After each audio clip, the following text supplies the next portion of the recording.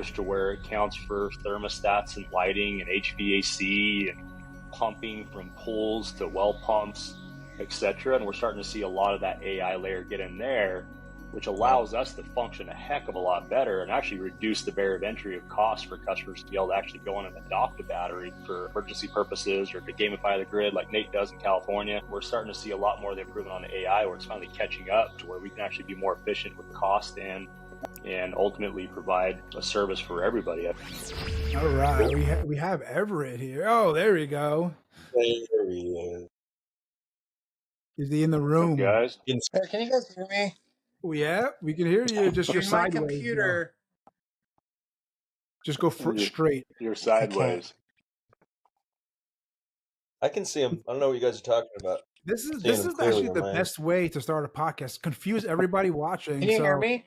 Yeah, hear you loud and clear. I see your shiny head right on top of the camera too. We lost him. He dropped off. Well, it's all good. Joe, you were super blurry. It looks like that, but it's gonna be super clear on the actual broadcast. Okay, we'll be. It's gonna look. Anyway, sounds good. It's gonna look too clear. You're like, I wish it was more blurry. You know what I mean? So we're going to see that new back in. fade you got. It's called the moose fade. It's that special haircut. You can barely see how. Look at that thing. Woo! That's not a fade. That's for sure. And turn the other way to show Everett that you didn't do it on the other side. So yeah, you got that. Right. It's like Two-Face.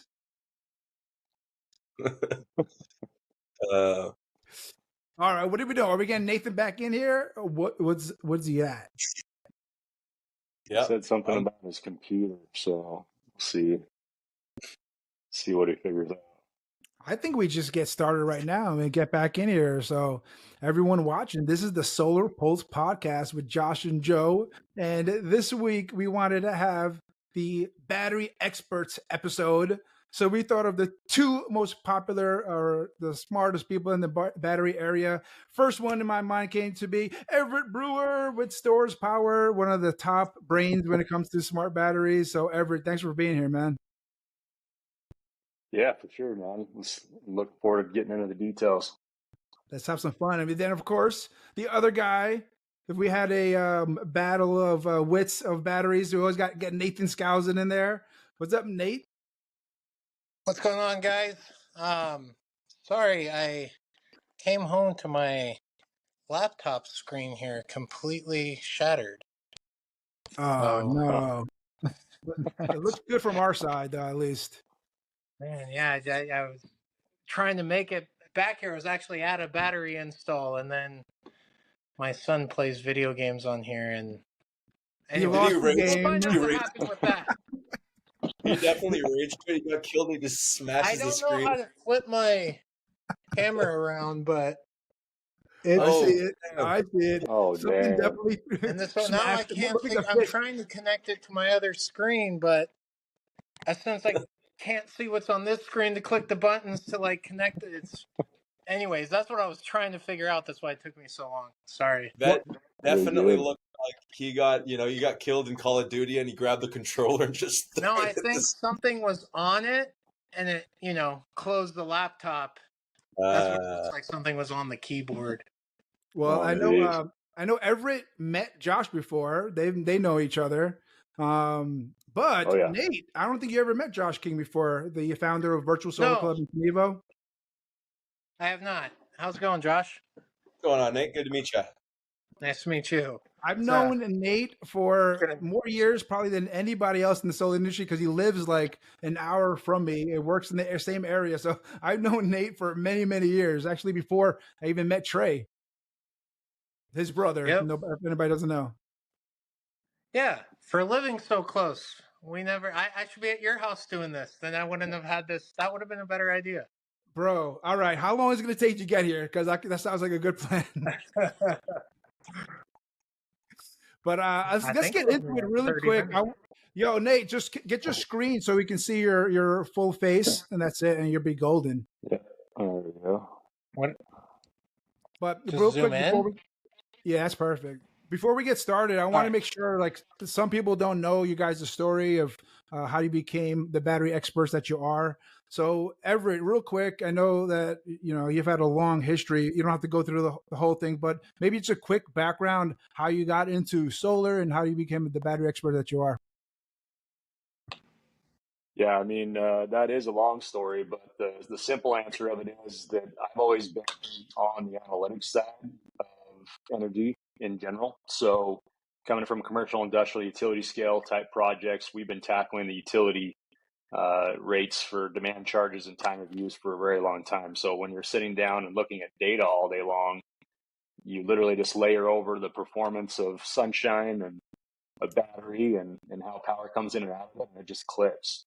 So it's been giving me a one up to where I've been able to really take a proper approach and really look at the accuracy of it. And then also too is, we're an installation company first and a battery company second. So it allowed me to have a little bit more real world application of what actually happens in the field and turning wrenches. It's not just, engineers sitting behind a computer saying, hey, my computer told me that it's supposed to look like this. And then Nate and I are over there trying to stick two sticks together and trying to figure it out. And, we've seen some of all that in the industry. So, it really just comes to life experience, construction, industrial construction, heavy equipment, and running businesses since I was a kid. And you're in Utah, right? You've been there your whole life. Arizona too, right? Don't you have a place in Arizona also? Yeah, Arizona native. Stuck in Utah for the moment. I always keep saying that I'm going to get back to Arizona eventually. So especially right now, it's freezing cold. But yeah, so Arizona native and then been here in and out since 06. So time goes by quick.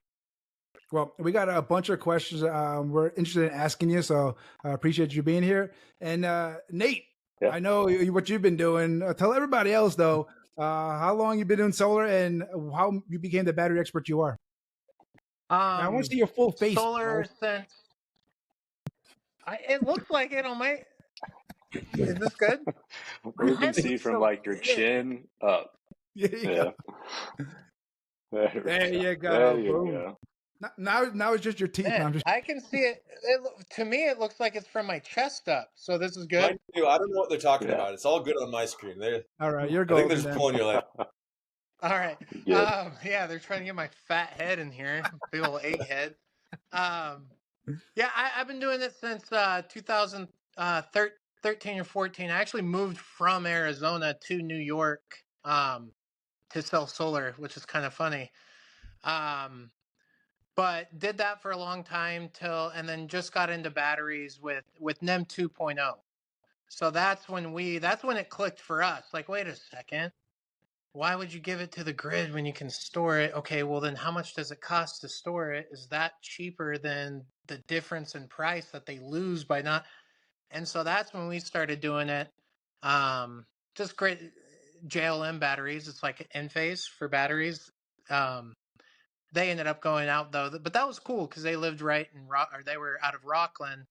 But then getting into backup, Sonnen taught me a lot. But it was really Everett who taught me a ton of stuff that made it like click, like you said. And then once it clicks, and once you kind of, it's like learning math and like, oh, that's how it. And then you can kind of think of, wait, so if we design it like this, then that. So that's who really helped me understand the basics. And then from there, just tons of YouTube. Wow.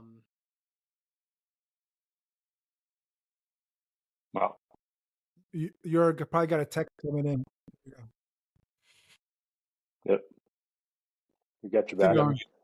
Oh, and then just talking to the different manufacturers, asking them tons and tons and tons of questions. But mostly being in the field. So if you sell, just go stop by, because once you open it up and look at everything and you can physically see wires going together, that's when it can really click of like, that's how it all works. But yeah, just a lot of interest. You got to be interested in it. Otherwise, I can see how it'd be really, really boring.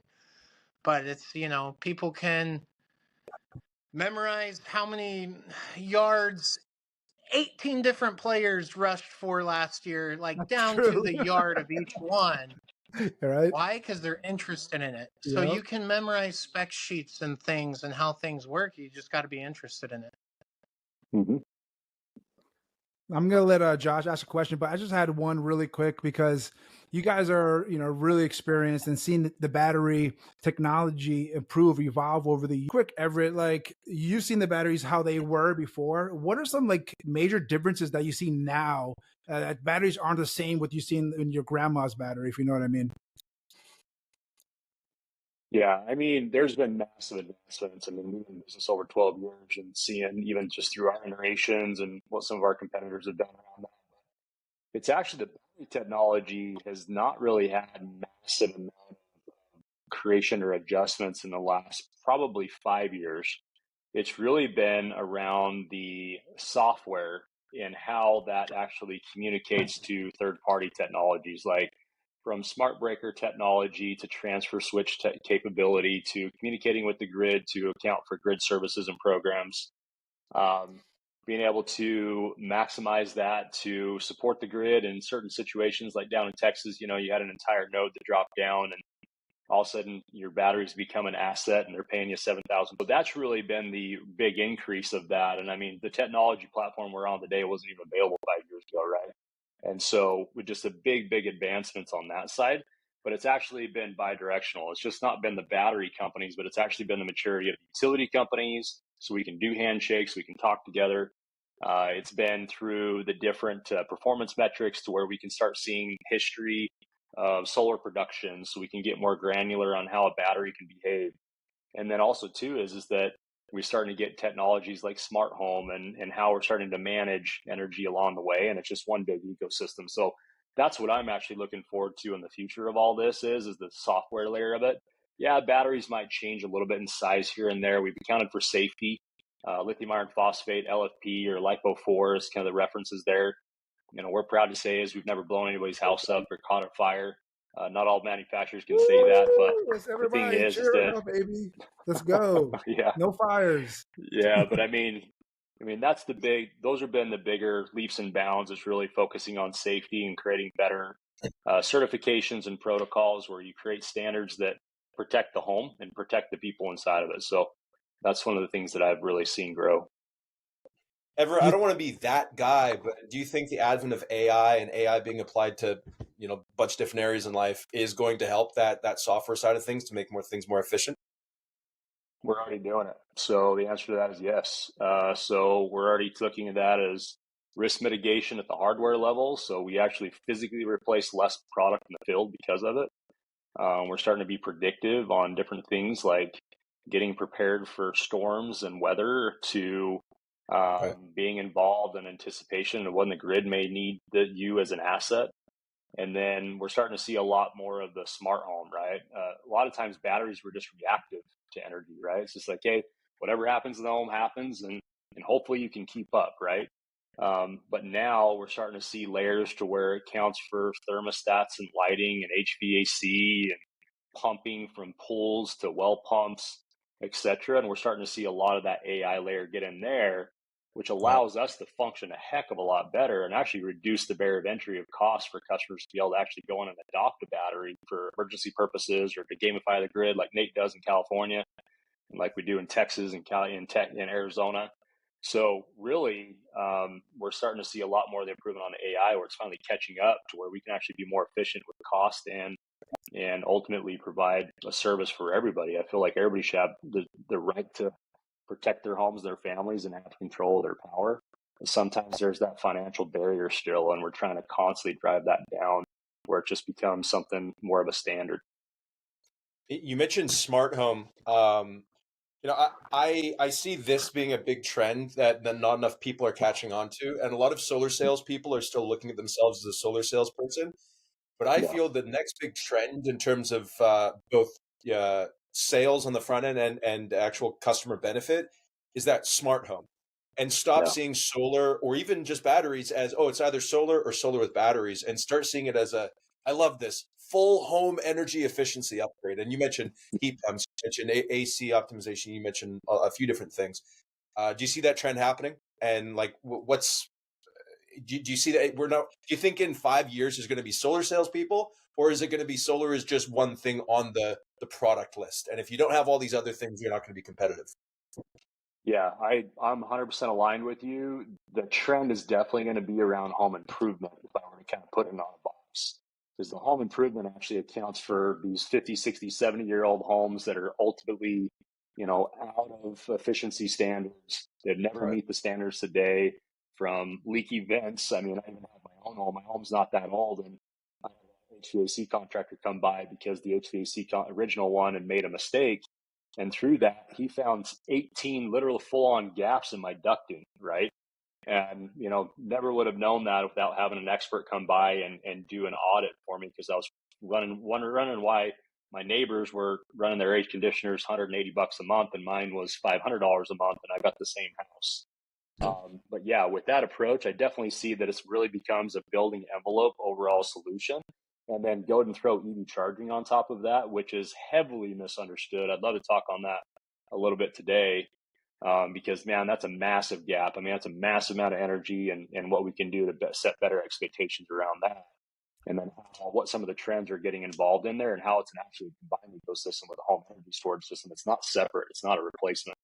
But yeah, the AI is what's really going to pull that together. And you've got to really understand this stuff. I mean, California's NEM 3.0 flipped everybody on their head because it was the easy button for the longest time, where it's like, man, savings. And now you actually have to be the subject matter expert and really slow down the cell, really get methodical. Nate's really good at breaking that all down, understanding NEM 3, making sure you're understanding the benefits of energy storage, how to properly size different conditions and environments and behaviors.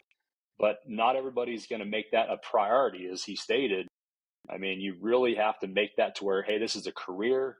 All of us go to trade school to learn how to cut hair or freaking be a Ford mechanic. But yet, from solar standpoint, it's like, hey, man, you got a breath and a heartbeat. Let's throw you on the doors and maybe you'll figure it out. So really looking at best practices is really the next phase of this, and trending the next generation. I mean, NEM 3.0 just did wonders for higher skilled individuals that actually know what they're doing.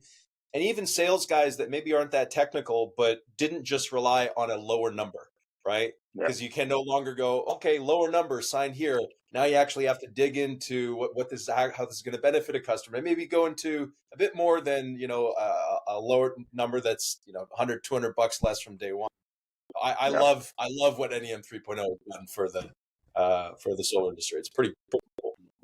Well, speaking of NEM 3.0, and since we have Nate, who's been working in NEM 3.0 himself, what are some tips, Nate? Like, what are some things you've seen that now we've had this experience to know what NEM 3 is and how it works with the utilities and get bills back? And like, what's a good understanding for people watching that wants to understand what it takes to actually have a good system under NEM 3.0? Yeah. So, and to touch kind of like where we think the industry is going. Yeah. The good and bad thing about really any industry is it's going to go wherever the sales force pushes those customers to go. If they don't bring up things like smart load control, if they don't bring up like, look, anyone can just do solar, but how about I come in and make your house efficient, make it smart? You can see, what does that dryer pool? When are better times? If people don't push that stuff, the customers aren't going to know about it, and it's not going to go in that direction. It's so true. Like, so really quick, that's the main focus. It's not just about home improvement, right? It's about electricity bill improvement, and there's many ways to improve that electricity bill, right? Exactly. And so if you're only bringing up usage and like, here's the cheap, you're missing out on where this industry could go, because it's really going to go in what the sales reps kind of sell to customers. Makes sense. But as far as NEM, I think that with 3.0, I think the easiest way to break it down is letting customers know, like, look, obviously with solar, the problem is, how do you get your energy at night? With a one-to-one system, you spin the meter backwards, you get those credits, but that's not there anymore. So you have to treat it like the battery is your grid. So the way I think it's best for the customer, and most customers would agree, is kind of build it like an off-grid cabin. Kind of build it to where I am producing all my needs while the sun's out with solar, with more to charge that battery. So the battery can go into the evening with solar and battery, then through the night with battery. And yes, there will be times, you know, a 3-4 day snowstorm or something like that. Yeah, you're gonna pull from the grid or whatever. But try to build it as much as you can, like you would design a system that didn't have the grid. Um, which, and everyone always kind of asks, you know, especially companies with big sales teams, well, what's the general, what's the rule of thumb? What's the, and there's so much more to it, because somebody who is going to be consuming all that energy during high production hours needs a completely different system than somebody who's not drawing any energy. So they have a big backfeeding to deal with, and they're going to be actually sending, and you need to be able to capture all of that. That offset's going to look different. And then you've got the added problem of, okay, if I design this super specific to this person's needs, what if their shift changes? What if now it's completely designed wrong for what they need? So I kind of, that general rule of thumb, what I've kind of found running just various, sitting there and just doing random addresses and stuff and random usages, and it's around like 130% offset, because you gotta imagine, if it was just as simple as I produce, extra goes into the battery, and in theory, you should only need 100% system. You know, I can capture that overage, go to the battery. I'm not using more than 10,000 kilowatt hours a year, so why do I need to produce more than 10,000? I should just be able to use it, go on the battery. But usage habits of different months mixed with the weather of different months makes it to where in our climate, you have to oversize it to make up for that winter, to have enough energy to overproduce during those months and to overproduce while you're also drawing some of that PV. So it ends up being around like 130%. With that offset, if again, this is different in the summer because your nighttime usage is completely different in the summer than it is in the winter. There's less hours, but there also tends to be less usage. So again, you kind of making it in general on averages for the year, I would say about like around 70% of their daily average. If you want kind of that best savings for NEM 3.0, they're not worried about backup. They're just worried about that trade. Or you'd probably be better off at like, another way you could look at it is pretty much double the system size. But again, that changes with azimuth and sun, and so there's just so many factors that make every way you try to look at it to make it easy. It's like, well, then you can't do that because what if it faces east? Well, then you can't do that because what if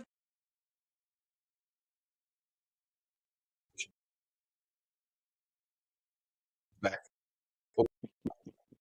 everything has this like argument.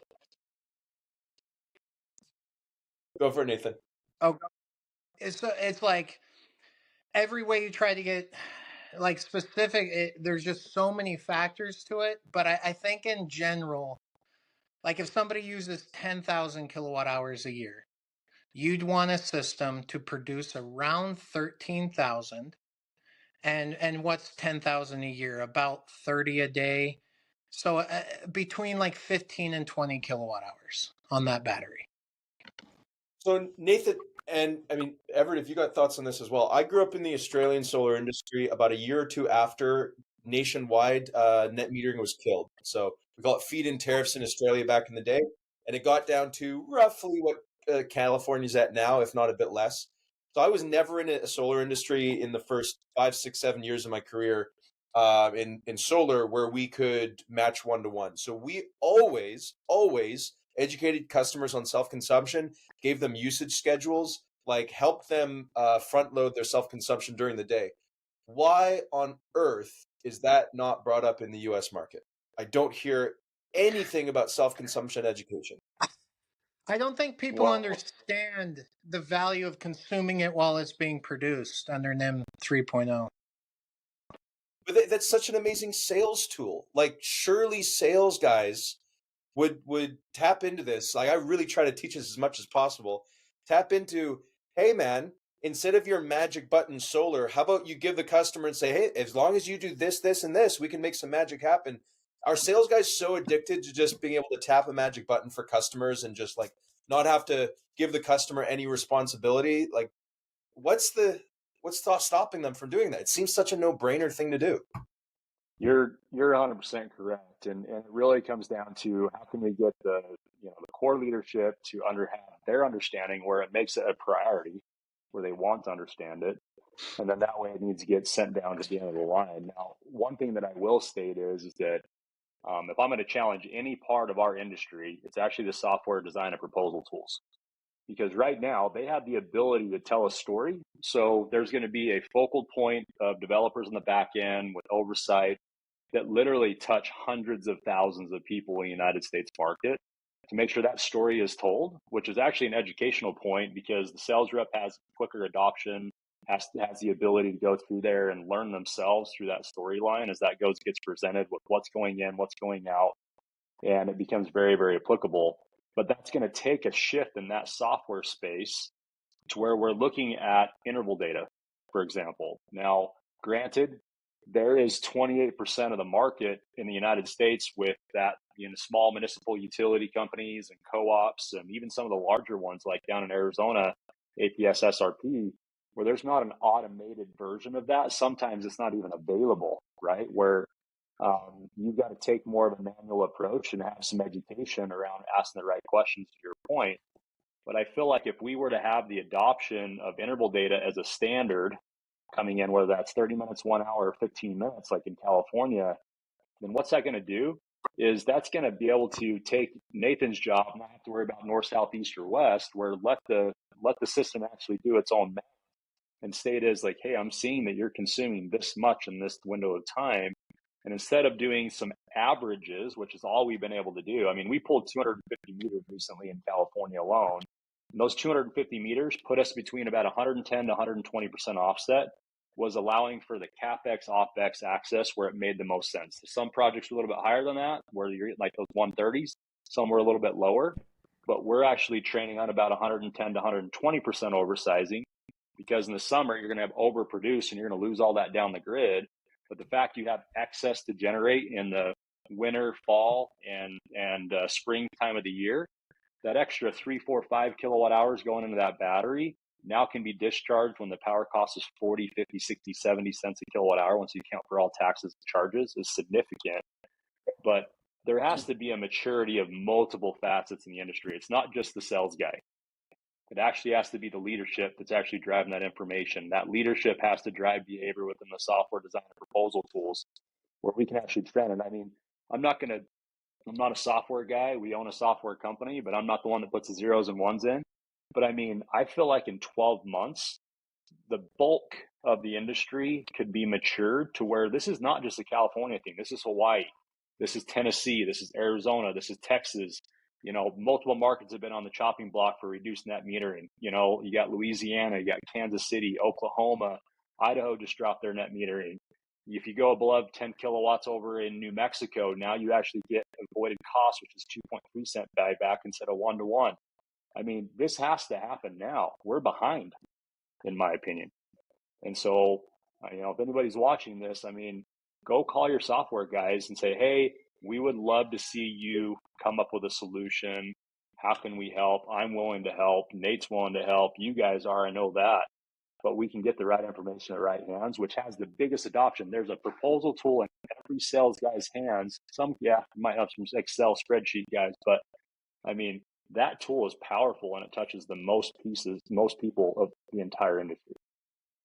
I 100% agree. We built our system generation tool from the ground up in Cenevo, and a lot of proposal tools are going extremely complicated in one way, and that direction that they're going, in my opinion, is just wild. Like they're putting so much energy into all these random things. Like I hate estimated savings. The crazy estimated savings that I see in proposals tools is so wild to me.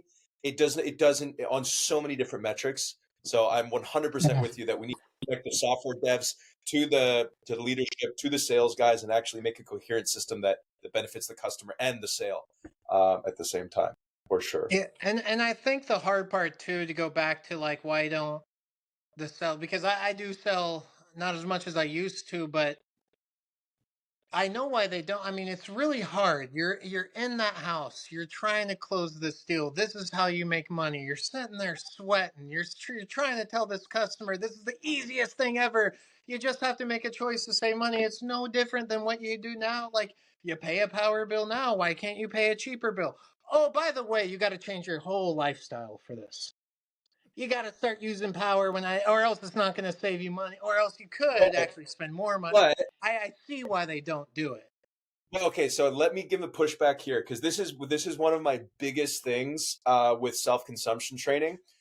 That's the mindset of the original sales guy, like, because they've been used to having to only Yeah. push a button, so they see that education thing as a downside. But here's another take on it. I believe that homeowners, when they get big power bills, they're actually wanting more responsibility over their life, because they don't have any opportunity to drop this power bill. They can't choose their provider, they can't choose their rates.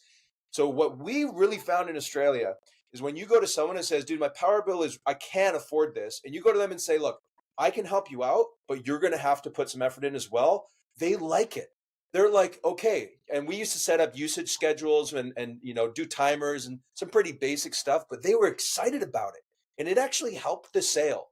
I know it's a weird thing to think, especially if you just, you're used to selling NEM 2.0 California, boom, okay, good to go. Yeah. But if you pitch it properly as a responsibility, as like a really cool thing, like something that they can, oh, honey, did we make sure that we're timing everything today that the schedule says to do? Like, it's a cool thing that they like, but only if you pitch it that way. Yes, You know? I agree. Yeah. I've never had something like usage, but I'll do if somebody doesn't want that, like when I was explaining 130, 140%, a lot of that's kind of like, hey, don't really worry about it. Like this should be enough. And if you go whatever, a 20, 30, this should be good versus hey, we can go lower, 110, 115, go lower on the battery, but it's now your homework to not dry your clothes at 8 o'clock at night. Dry them at like 11. If you had to heat, but that's like the most I'll go into it. Like I'll touch on it. Like, hey, use those big loads when solar is Yeah. cranking, not Yeah. during the peak hours. One of my most common line in sales in Australia was, hey guys, this is going to do wonders for you if you do what I'm telling you, but if you're being a monkey and washing your dishes at 1 a.m. in the morning, I can't help you. And it's humorous. Exactly. They laugh, but they get it. They're like, that makes sense. If I want cheaper power bills, I got to put some energy into it. So I don't think it's let me flip the script for you guys a little bit here for a second, because right now we're talking about California, where the highest cost of energy in America. But let me talk to you about the other 49 states. Is that outside of Hawaii, let's kind of put those guys aside. But the reality of it is electric bill savings is actually not a requirement. So that's where some of the things that we need to actually flip the script on and realize where the biggest successful guys that are going into California are coming outside of California. I've got a group right now that's coming out of Arkansas that's going into California, and they are freaking killing it. Their average customer pays $37 more a month because they added value. They're accounting for HVAC. They're putting in new units. They're accounting for insulation. They're going through and taking that proper approach, which, yes, is it more than their electric bill savings? Sometimes it's just an electric bill swap in that regard.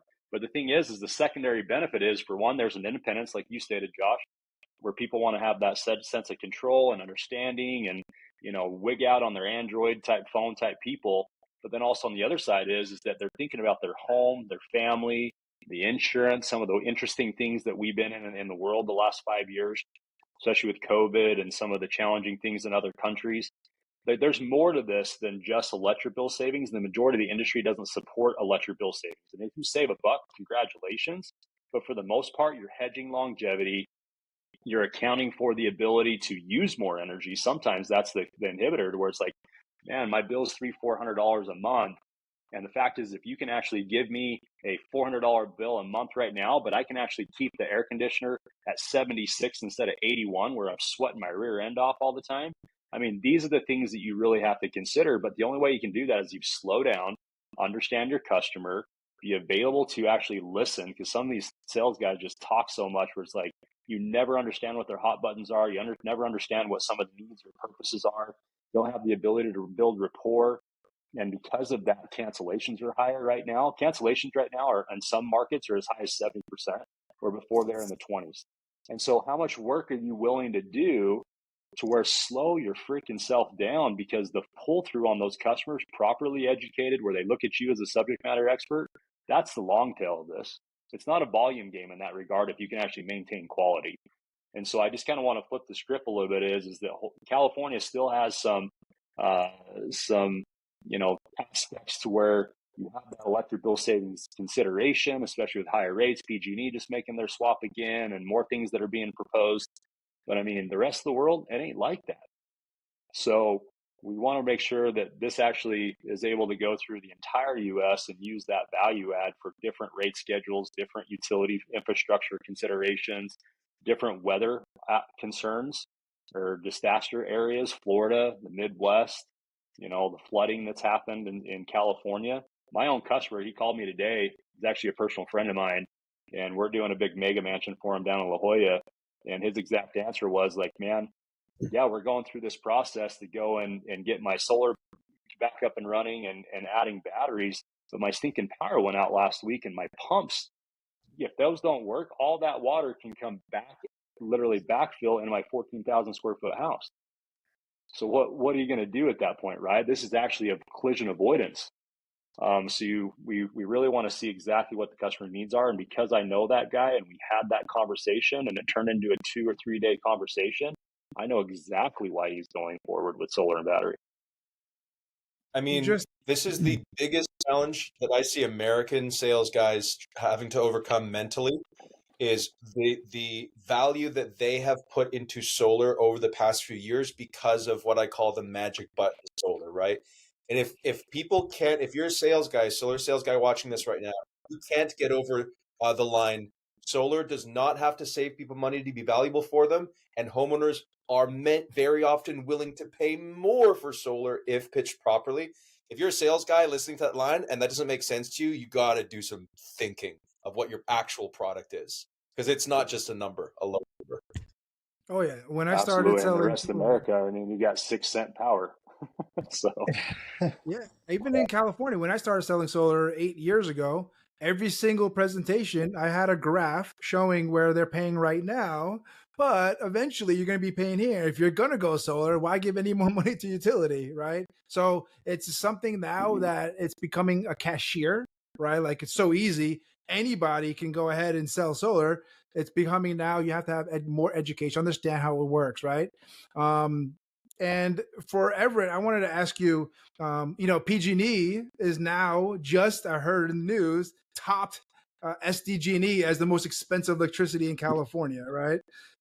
Which is insane because SDG&E is freaking so expensive. But you were mentioning earlier that this is Gavin's battery utility. Yeah, this is becoming popular now. Batteries throughout the country, and you mentioned a few. Can you just go a little more into detail? Where do you see like batteries really becoming important? What territories? What states? Maybe what utilities? Yeah, absolutely. So the highest markets that we're seeing with energy storage attachment is California, Arizona, Utah, Texas, Florida. We're seeing North and South Carolina, and we're also seeing Tennessee, Arkansas, and Kansas and Oklahoma. So those are the typically top markets right now that we're seeing in the energy storage side. And if you actually follow that, those are the areas that have the lowest net metering rates and also have the highest areas of disaster. And so we're starting to see more and more trends of that. Now, granted, we've shipped to 48 states last year of the entire United States. Wow. So, I mean, there's obviously trends and opportunity for all across the board. People are thinking differently as an insurance policy, right? Because where even markets where there's one-to-one net metering, like in Florida, for example, like Tampa Electric Supply, TECO, their cost of energy residentially is actually going down. But yet, even though they're putting that rate case, I know the first time I've ever heard this in a long time, but the fact, even though they're doing that rate case where they're dropping the cost of energy down, we just did installations on their behalf because they understand the value of a battery in association with the grid, where there may be soon opportunities where there's incentive to bring your own battery. So the utility companies even looking at this as a total combined opportunity here. But to original of your question here, Joe, is that batteries are definitely a mechanism of insurance. That's the first reason that batteries really became popular, right? It's because in case of an emergency, you've got a cabin out in the middle of nowhere. That was really the number one focus. And now it's just like, hey, we can actually use these batteries daily. Up in PG&E territory, which is the highest contributor of this, the wind blows more than 25 miles an hour. What do? They turn your power off. Yep. Because they're worried about all the sway of the lines and putting pressure and resistance there and creating fires. You have different aspects of weather that contribute to that, high and low temperatures. Like down in Texas, you had 3 freeze storms, 398 people lost their lives 3 years ago, which makes me sick because I had a solution for that. And granted, because it didn't get down to the end of the line through the conduit of solar sales folks and proper education, unfortunately, those folks did not have that opportunity for that support. And so Florida, major disaster down there. Puerto Rico, you look at some of the challenges down there and the fact that the battery attachment sitting in the 90 percentile. So this is the things that we need to be prepared for. Yeah, and I kind of have said it for a long time to customers and framed it as, you're trying to get away from the utility company by, why are we even meeting? Because you're not happy with your current situation and you're looking to change. Why then are you only looking to change halfway? And they're like, well, what do you mean by that? Well, the sun's only shining for half the year, right? And it's down half the year. So you can either get a half system or a full system. I can either halfway fix your problem during the day, but you're still going to have a huge problem at night, or you can become independent, break away from the grid. Because even them 2.0 customers, I was explaining this and I was explaining, look, there's nothing stopping them from just continue, because NEM 2.0 is based on the rate, the on-peak and off-peak rate. It is 1-for-1 in that hour. So all they have to do is change the rates. And now, they could do off, and now you're screwed even on NEM 2. Now you need a battery just as bad on NEM 2.0 as you did NEM 3.0. So I've been explaining this for years, of selling a full system or a half system. Do you want a full system or a half system? And that was just a system with batteries or a system without batteries. Didn't have to have backup. That has nothing to do with being the full or half, but batteries are not. Nate, and then that really gets them thinking, like, you know what, you're right. If I don't have batteries, I'm still bound by their rules. I'm trying to break away from the utility. And you can't do that you literally can't it's impossible without batteries. So I'll speak on behalf of all. Let me just ask him real quick on this, because it's the same. Oh, yeah, the same thing, Josh. Go ahead. No, I don't think so. I'll speak on behalf of all the sales guys yelling at the screen right now that would say, but Nathan, I am dealing with customers right now that they can't afford their current power bills. I have to be able to match or decrease their monthly even for them to be able to afford solar, and then I can't put a battery in there. So, my response is I think solar without battery is better than no solar. And so the second question would be, are we talking about retroactive installs after? Is that the better of both two evils? Or I think it just depends on where you're at in your NIM. I mean, if you have this 1-for-1 NIM and that independence has zero value to that customer, then yeah, you can't add the battery. But it depends on that customer too, because even if it is a 1-for-1 NIM, you know, obviously they're going to want the batteries more for backup and for the fact that, you know, they're not touching the grid and this is my system and I do it at night. And there's plenty of customers like that, especially now. There's so many customers who are afraid of like China attacking us or hacking the grid, or half the customers want batteries, at least in our area, for some attack that they think is going to happen to our grid. And Doomsdayers, we love so them. then, you know, if it's something like that, then this has nothing to do with saving money. Does building a bunker in your backyard save you money? No. Does having a 2-year food supply save you money? No, these are things you spend money on to be prepared. So I guess it just depends on your NIM. And if your NIM's not 1-for-1, then does it make more sense to do I call it a consumption only system? So a system that just feeds your consumption, which typically is around 40%. You know, it depends. That's around 40%. It's like, hey, you're just consuming it as it's producing. Maybe that's better for that. And maybe it is, depending on your NIM. But for ours, that gap, when the delta between what your credit is freaking 35 cents, it also makes financial sense to get the battery. So I guess my answer would be, it depends. If it makes financial sense, then yeah, you have this financial argument. If it doesn't make financial sense to add a battery, then maybe you're in a 1-for-1 NIM, and then a battery is not a conversation about savings. That's a conversation about being prepared. And then maybe you're not in a 1-for-1 NIM.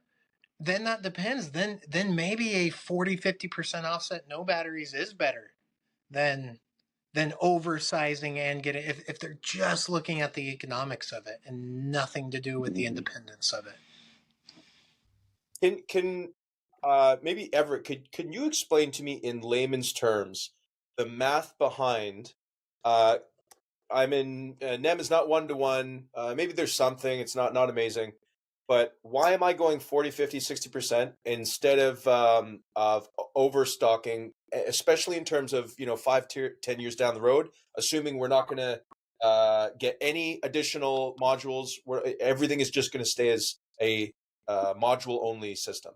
What's the layman's term of the math behind that, and why does that make sense? Yeah, simple answer to that is that solar that is produced in real time is first consumed by the home first, and because that's immediately consumed, right? But if your solar at that exact moment is producing 10 kilowatt hours, and I'm a 9-to-5er, there's a 2-family working home in that scenario, what happens is that home's at idle during the day, where that 7, 8, 9, 10 kilowatts of solar produced at that 100% offset, there's only maybe a 500 watt or a 1 or 2 kilowatt worth of load during the day. All that excess has to go back to the grid. So when you have a reduced buyback via the utility company, what happens is that even if I wrote a check and paid cash for that system, what happens is the cost to generate that kilowatt hour nowadays is between 8 and 16 cents a kilowatt hour to generate it. But when the utility company only gives you 3 back, that's a really bad return on investment. And so what we want to do is we want to actually ask the simple question is like, hey, are you a 9-to-5er, or do you guys work from home? Is there a homemaker inside the home where you're home with family and younger children? In that case, what happens is that's going to state is like, hey, I just need to build the system to where whatever the home needs at that given time, the solar can generate it, but there's never any excess. So it goes back to the utility company. And we're typically seeing it on a national level that the export of your kilowatt hours throughout the entire year, you're typically exporting anywhere from 75 to 60% of your power on an annualized basis. And so you're looking at these 40, 50, maybe 60% offsets at max, because that puts you in that scenario where at least when it's generated, it's consumed immediately and you're offsetting that exact bill. And then your nighttime usage needs to come from the utility company. And that's why I call them consumption-only systems. Right. Yep. And the distinction you made there is the self-consumption. And here's my issue with, because I see, the sales guys say, oh, I'm just going to sell 50% now every single time. And they have no idea about the customer's self-consumption.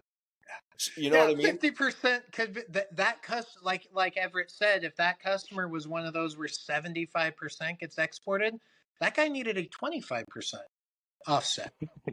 Exactly. not a 50. Now he's double buying 25% because you're buying it because you bought solar. You get your 3 cents back. So yeah, you spend 16 cents. You get 3 cents back. So I spent 13 cents. And now I got to buy it again for 40. I was better off not producing it at all. And you could look at it the other way as well. Maybe they literally do their laundry and dishwashing and everything at night, and that's just their schedule. Yeah. But if you ask them if you want to change it to 1 p.m. at the day, they'll be like, yeah, sure, whatever. And now their self-consumption skyrockets. You know, it's like I don't know why don't people talk about this more? It's like it's at the core of all these issues. Just it's not talked about. I mean, the historics of it is that there's not a whole lot. We've had a lot of working class homes in the United States.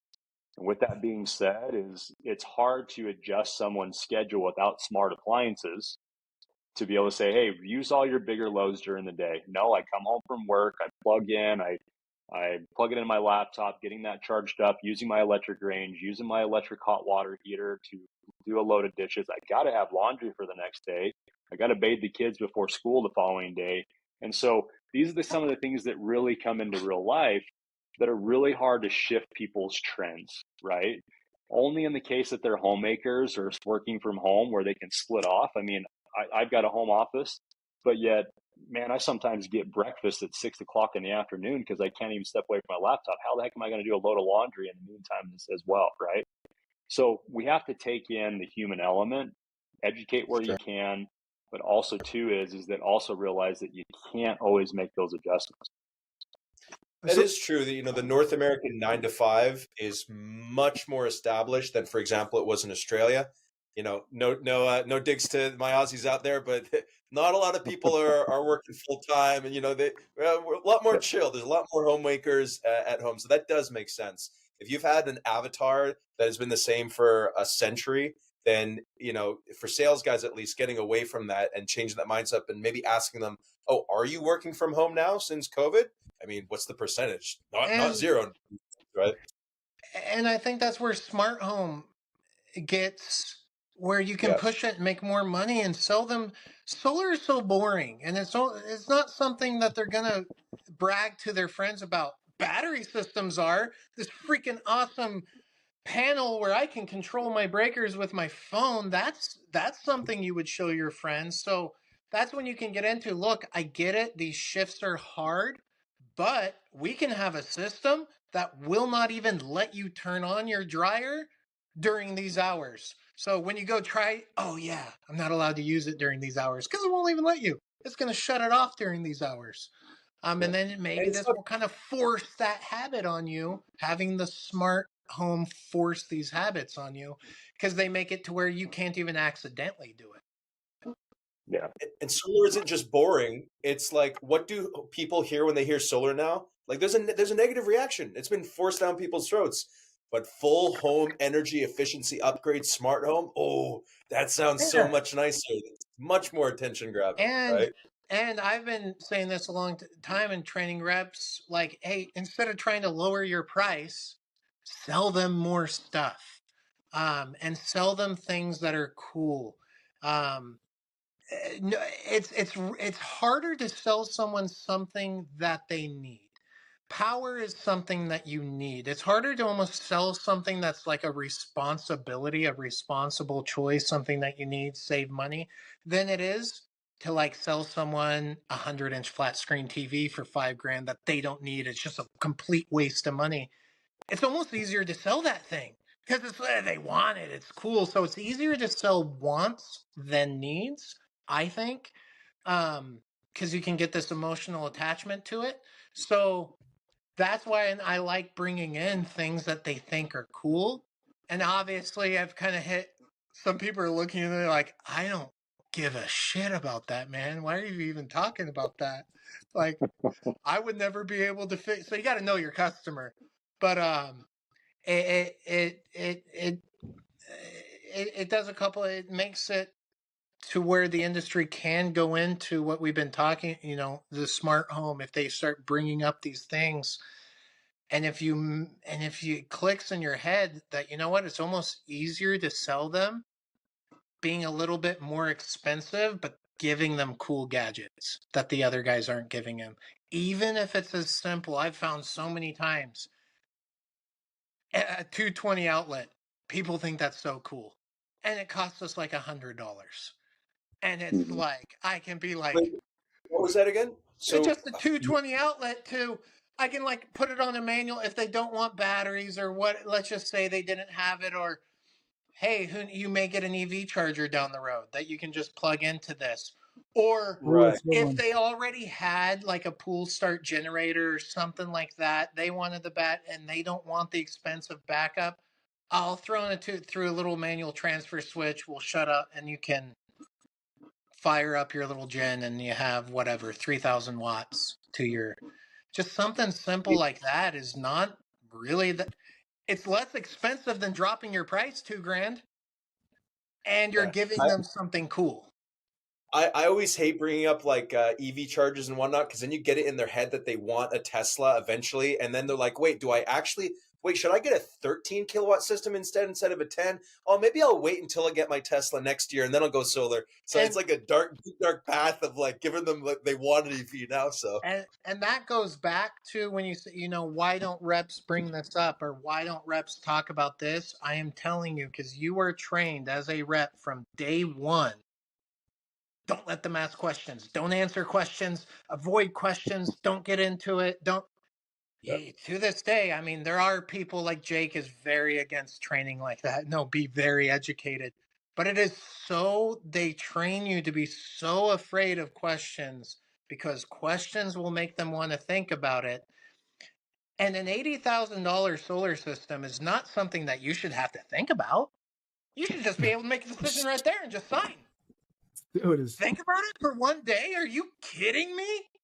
Like, this has got to be one and done. Don't let them ask questions. So unfortunately, that's what a lot of training is. And so they're so afraid. Well, if I bring up usage habits during the day, they're going to want to think about this decision. And if I leave this house without a close, I'm a failure. And so it's like, unless you leave that, it's just this bad mentality of like, you're a failure if you have to go back to their house 3 or 4 times and spend 5 or 6 hours over 3 or 4 different meetings to figure out what they want. Like, for some reason, you're not a very good sales guy if you did that. You're a really good sales guy, and you're somebody who should be training the masses of people if you can go in and get it done in 45 minutes. From meeting them to them signing up. So unfortunately, that's like most the headspace. What's going on, guys? Let's take a quick break from that podcast and let you know a bit about what we got going on for you here right now at the Solar Pulse podcast. Joe, what do you got for us?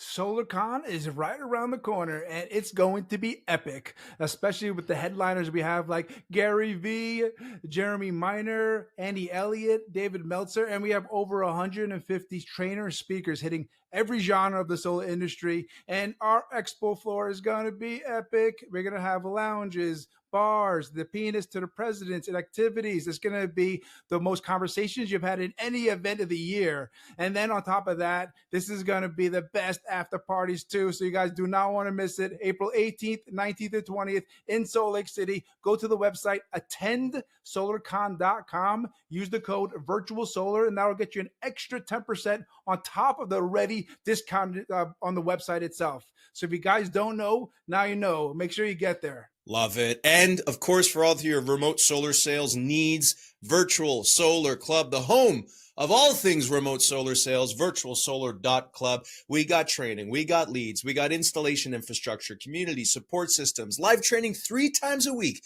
500 hours of courses, the largest solar sales training library in existence. Virtual Solar Club is the home of all things remote solar sales. Check it out. And of course, you get free trials to Sonevo, the best solar sales software in the world.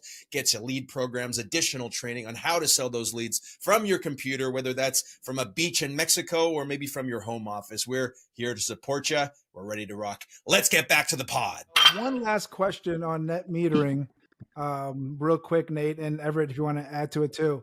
So now with net metering 3.0, if you add solar panels, you lose out on net metering 2.0. If you add solar panels, you have to go to net metering 3.0, right? So with battery only, though, you can actually add the battery with net metering 2.0, keep net metering 2.0, and that could help with a true up bill. Is that becoming a popular thing? And is battery only installs becoming popular yet? They are. Whoever wants to answer that. Becoming exceptionally popular right now. We have entire teams that are dedicated where they're just doing retrofits. Now, one thing I will state is that not every battery can retrofit a solar system. Even Enphase has some limits with some of their older microinverters to some of their newer equipment. And so you have to make sure you're aligned with the proper hardware that can actually accomplish that. Now, you also have to consider the financing mechanism, right? We're still in a very heavy financing category where customers are not writing checks everywhere in all markets. So you're still looking at the higher component there. But all your lenders out there actually have a 10-year battery-only loan. And we have a 25-year battery-only loan on our side, but so that way you can get a lower payment. That's huge. So we're seeing a lot more retrofits out there. That's a 25-year battery on the loan? I didn't know that. That's pretty crazy.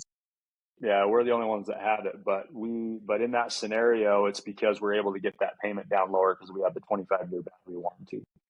But you have to make sure you're accounting for some of those economics, right? Some people are adding it for backup purposes only. Today, I was on a call with a group that's out of Maryland, and they had 5 requests to add a battery only because they wanted it for backup purposes. At that point, that mindset is like, hey, I'm already paying, $800 a month for my car insurance. I'm going to go ahead and add another $100 a month to add a battery because it's an insurance policy, as Nate kind of stated before, right? Different mindset. California, you're going to get actually a dual benefit because when the wind blows, you got you covered. But also too is that you're going to be able to offset that NEM to high time of use window of time, and then be able to arbitrage the solar during the day. And then if you're on NEM 1, truthfully, you actually can stay on NEM 1 if you're grandfathered in and actually add a battery without any kind of impact to your net metering rate schedule.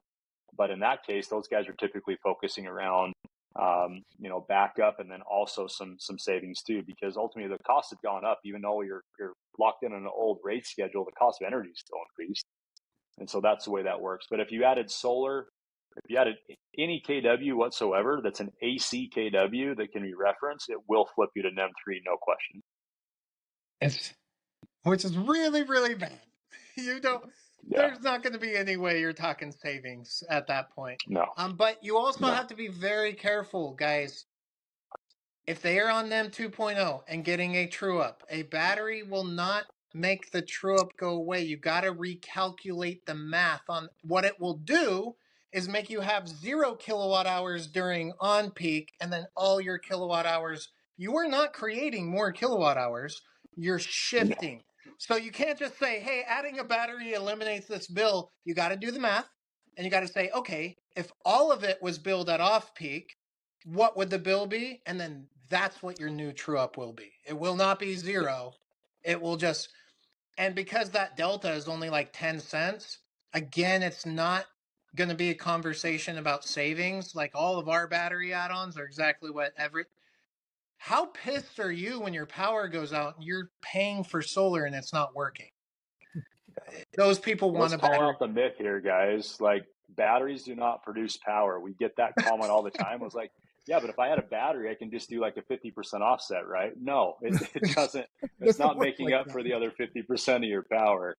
You've got to make sure you're asking the right questions and setting the right expectations. You got to do the opposite because of weather. You got to overproduce and have enough for what you're consuming, and that's only because of weather and stuff.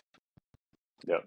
So, I was going to state one thing really quick. I mean, we're talking about education here. I do want to give a quick little blip about EVs, though. I know you love them, Josh, but there is actually a right way and a wrong way to do it.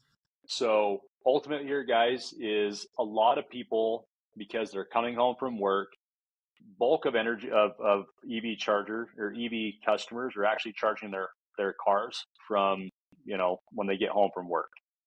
So that vehicle has an opportunity to be plugged in anywhere from 10 to 16 hours at any given time. Well, the reality of it is that do I need to go and plug that EV charger in and actually use that level 2 charger where I'm pulling 9, 10, 11, 12 kilowatts from the grid? Like my Hummer, I can charge it at 19.2 kilowatts. I mean, it's just a massive amount of power. Well, guess what?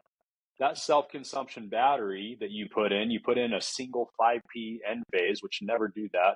I'll have that conversation later. But ultimately is that battery can only give out so much power at a time. So if you're home, which we found in California, from the hours of 4 to 9 p.m., the average home's loads are anywhere from 9 to 15 kilowatts. So if you actually already have a 9 to 15 kilowatt load on the high end, and then you go plug in a 9 kilowatt Tesla charger, you're now sitting at 18 kW. Well, that Solar Edge battery gives you 5 kilowatts of output. The LG battery is 5 kilowatts. The end phase is 5.88 kilowatts with 2 5Ps. I mean, you're limited to some of those aspects. Ours is going to be anywhere from 9 to 15 kilowatts. But still, you're even exceeding, my battery product that's the highest, output of any solution out there. You're still exceeding it. And you're buying that at 40, 50, 60 cents a kilowatt hour, which is massive. Well, guess what? I'm glad you charged your car in 4 hours to the next day's commute, but you're only commuting on average 30, 40, 50 miles on an average per day if you're actually going for the long haul. Some people are trying to keep close where their commute's 20 or maybe 20 miles in that next following day. Well, guess what? If you pulled out your level 1 charger that plugs into your receptacle in your garage, that 110 outlet, if that thing just pulled, which is about 1.3 to 1.8 kilowatts, that's all you added. Well, if you did that for 8 hours, you still got your 30 or 40 miles of range for the following day, and you didn't put massive demand on your freaking home. You're having to buy that power from the utility company. Your battery, you're now within the threshold of a battery where that can be the supply for that solution. And so you want to make sure you're accounting for reality as these level 2 chargers, 90% of the time are not needed. Even with my big old EV Hummer over here that I have, that's just the most inefficient electric vehicle ever made. But beautiful.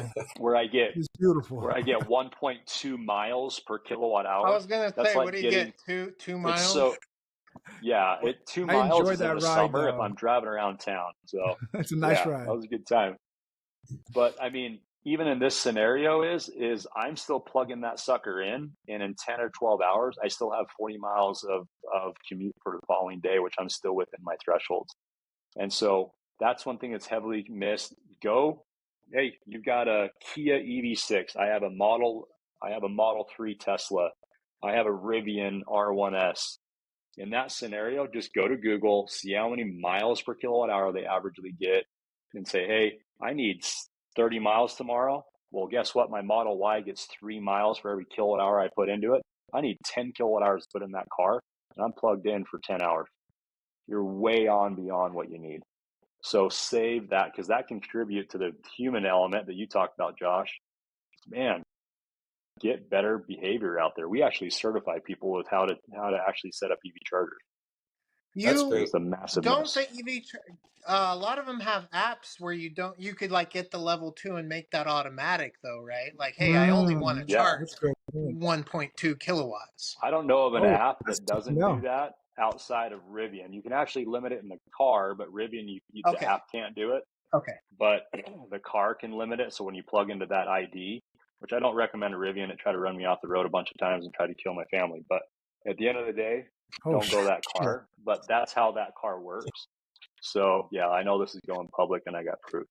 So, but yeah, you just have to ask the right questions. But EV charging is a massive amount of use. And in California with that cost of energy that high, man, you can really gamify it if you have the right behavior. And that goes back, your battery, it's also very important, because what I think with NEM 3.0 is worse than taking from the grid is giving to the grid, because then you're buying twice. You're literally throwing away money. At least when you're buying it from the grid, you're getting power out of it. You're literally just wasting money when you give to the grid. So when you talked about that battery not being able to discharge, you got to think about it in reverse too. If your solar is cranking and you're not pulling loads, well, guess what? If you did that Solar Edge battery, whatever, and your solar is going at 8 kilowatts, your battery can only charge at 5. 3 of that is still being, half of it almost is going over the utility company, yeah, and you're you getting just 3 spent all cents. this time explaining to the customer how NEM3, how it doesn't make sense to get, but then you give them this design that's still going to give to the grid. And if you want to learn how to sell against, I'm finding a lot of the proposals I'm seeing when I'm going up, or other reps are coming to me with proposals, they've been pretty good. They've been sized pretty well. But the times that there's not, it is so easy to just be like, yeah, then why did he design your system to not even do what he explained what you have to do? That's good that he explained it correctly. If you didn't design it correctly, you're still going to be backfeeding the grid with this system. You have, And get educated yeah, like we did. you have a 12 Text the other kilowatt day. PV, yeah, you have a 12 Yeah, kilowatt with your PV inputs. system with 2 5Ps. You're Yeah, going to be cranking so much power back to the grid. It's not even funny. So it's yeah. not even like you have those 5Ps there. So you got to size it correctly on both ends, charging and discharging.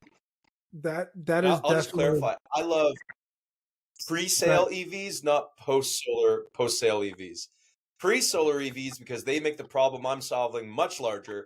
Post-solar EVs because the problem I'm solving is not that big. So everyone getting their EV, then call me when your power bill goes up. I'm all for that. 100%. Let's go. that's definitely something Yeah, they learn how don't to read a spec understand. sheet so that way the EV's got you. Because I mean, Nate and I were texting the other day, and him and I always have some banter on social every once in a while. But I mean, you've got to really understand to read a spec sheet because, man, you're promising a customer a certain amount of performance on a battery, which it's not about capacity, it's about kW. It's about how much that battery can charge and discharge, as Nate was just stating. But I mean that battery was underperforming on a per battery basis of a full 300 to From 500 their watts spec on a 5 sheet. kilowatt hour Yeah. from their spec sheet. I mean, that can really hurt a Well, customer's economics. yeah. So, and then were we going to get into because that gets into like the different types, because I think people need to understand, like for me, yeah, there's AC DC coupled, but what's even kind of a bigger thing is the system like Storz or like home grid, or where it's like this inverter battery combo, which has huge benefits, and you I can up the capacity without having to up power if I don't need power, but I need a lot of capacity, or I can up power without having to purchase capacity. And then you have your batteries like Franklin or like Enphase, where it's almost like, to get the power that I need from this I gotta buy so much extra battery. I didn't need the capacity, but I had to buy the capacity to get to the inverter to get the power. But then there's benefits to. I think they think, well, as this capacity goes up, and maybe that aligns good to where that Franklin is. Hey, 3 of these hits my capacity and hits my power needs. And then you Can you have explain, batteries like, like, just in the layman's terms, for people that are watching this that aren't super battery savvy, what category of battery are we talking about, and why is so it different? I think everyone understands AC coupled, DC coupled. You're either connecting the solar straight to charge the battery DC to DC, then it goes out to your loads, or you're And going, converts one time. yeah, converts one time, you're saving, it's obviously more efficient. Then the other way is, the solar's inverter, and then the battery has to convert that back. So those would be AC coupled system. That's how retrofits are. But then there's also in how the battery is designed. So a battery like Storz, I can be like, okay, I only need 10 kilowatts of continuous. Well, but I need 10 kilowatts of continuous power, but I need 60 kilowatt hours. Let's say because this person lives in an area where it may get snowy and they want, in a snowstorm for a week, I want to be able to just run off batteries without having to worry about recharging them, but I don't need more than 10 kilowatts. So that's where I think it's important to know all the batteries because they all have a best fit for certain situations. So I think a best fit for that would be like a Storz battery, like 115K, because I can get that capacity where I need it. If I looked at like a Franklin, yeah, I may be able to get to my 10 kilowatts that I need with just two batteries, because those are the other types of batteries where the inverter for the battery is in the battery system itself. So as you increase in capacity, you're also increasing in power with the inverter. The downside to that is situations like this. I only need 10 kilowatts, so I only need two of these Franklin inverters, but I need 60 kilowatt. So I gotta buy, 4 or 5 of these Franklins, and I have all this power I'm never gonna want, need, or use, but I had to buy it because it came with the battery to get to.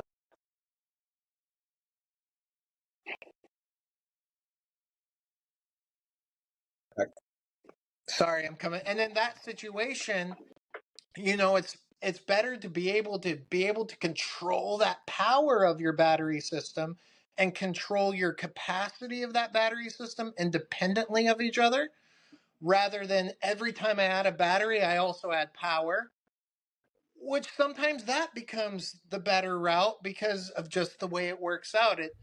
So it's good to know those differences, and you're not overselling a customer more inverters for his battery than he needs because you're trying to get to that capacity, or the other way around. Maybe they only need a little bit of capacity, but they have this high draw for only like 4 hours.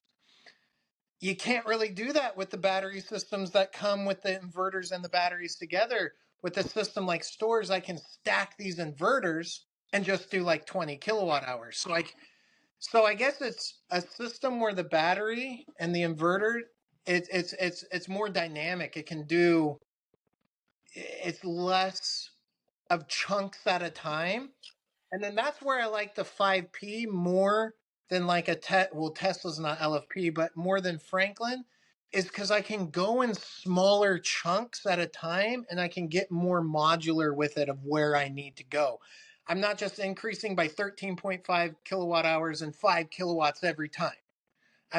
So I can get to where I need to go without overshooting or undershooting closer than I can with like a Franklin system, but you can't get wildly apart from each other like you can with a battery system that's separate from the inverters.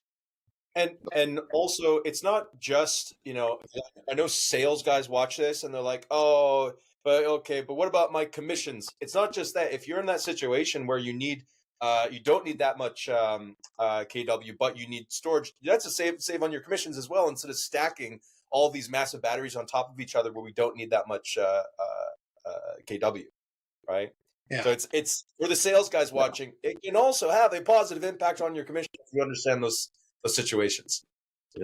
Yeah, and ultimately, guys, is that you got to think of it two different ways. Is that you have to look at the inverter, which is how much power you can have at any given time. That power is going to offset that 9 to 15 kilowatts when everybody comes home from school, work, and play, and all the appliances turn on. So that way you're pulling from the battery, not the grid. And then you also have the flip side is if the power goes out, what am I wanting to keep back up? Am I just going through essentials to where, fridge and lights and internet and maybe a TV where that low, that power is minimal? Or am I trying to start an air conditioner? Like today, I had a client today finally sent me a spec sheet for a new build, and his air conditioner needs 177 amps to start for 3 seconds. But when it's running, it only needs 29 amps, So now he's like, well, what am I going to do? Traditionally, you'd have to stack like 2 big old inverters just to start something for 3 seconds, but then that one inverter ends up being a startup solution. So you always have to start load first. What am I trying to power? On grid for self-consumption markets and off grid for markets that want to look at battery backup for emergency purposes. And then time, which is the battery itself, is the duration of time, right? From sundown to sun up is the most often approach that you want to consider. And so in that situation, you have to look at it to where, hey, first, whether I'm using Franklin, Enphase, Storz, you always start with what inverter, whether it's built in or external.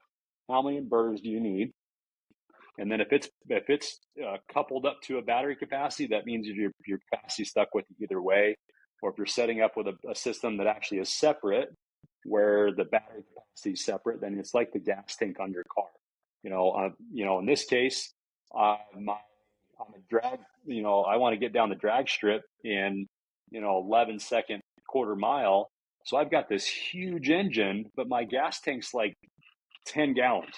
That's it. But yet, if I'm grandma and I'm a freaking long hauler, what I'm looking for is I'm looking for a Prius that's got 96 horsepower in it with a 40-gallon tank, and I'm going to freaking take that thing every bit of 700 miles. So it's two different scenarios. So you really have to make sure you're asking the right questions and understanding the market. And are you a SpaceX rocket ship that uses half of its fuel just to get up, a few kilometers? Or are you going to Jupiter and, going? Yeah. We call those miles here, Josh. Yeah, that inverter power is much more popular. Yes. Or it's much more important to look at the inverter power. When you look at generators, gasoline generators, they don't, a customer doesn't say, oh, do I need a 16 kilowatt or a 22 kilowatt? They don't, that's what they don't say. Do I need 50 gallons of propane? You start with the engine. And then that's why, like you said, that grandma situation who doesn't need a big engine but needs a lot of capacity, to try to do that with these batteries where you're really selling them way more than they need, and it's not hitting their solution. But it becomes expensive. Yeah, it becomes a lot more expensive than just having that inverter and battery system separate. But you also got to learn how to compare apples to apples, because, like, for example, with Storz, and you have 15 kilowatt hours, you can't even compare that to one Franklin, even though it compares on the capacity. It's so much more inverter power. It's like not even fair. It's like, no, I have to compare this to two Franklins, but because it's like not fair to Storz to say these are the same, because that one would be way more powerful. So you got to look at both. Wait, was that a residential air conditioning you talking about, Everett? Yeah. For the run? Even my air conditioner in my house has a 96 amp startup. It's called an LRA. And so that's just another little caveat here, guys, is that if you're promising whole home backup, before you go and do that, go and look on the side of the unit, and you're going to look for 2 3-letter terms. Okay. LRA, which is the peak it takes to start the unit, and the RLA is the amps to run the unit, which will be the duration. And if you take both those numbers and times it times 240 volts or 240, that'll give you your number.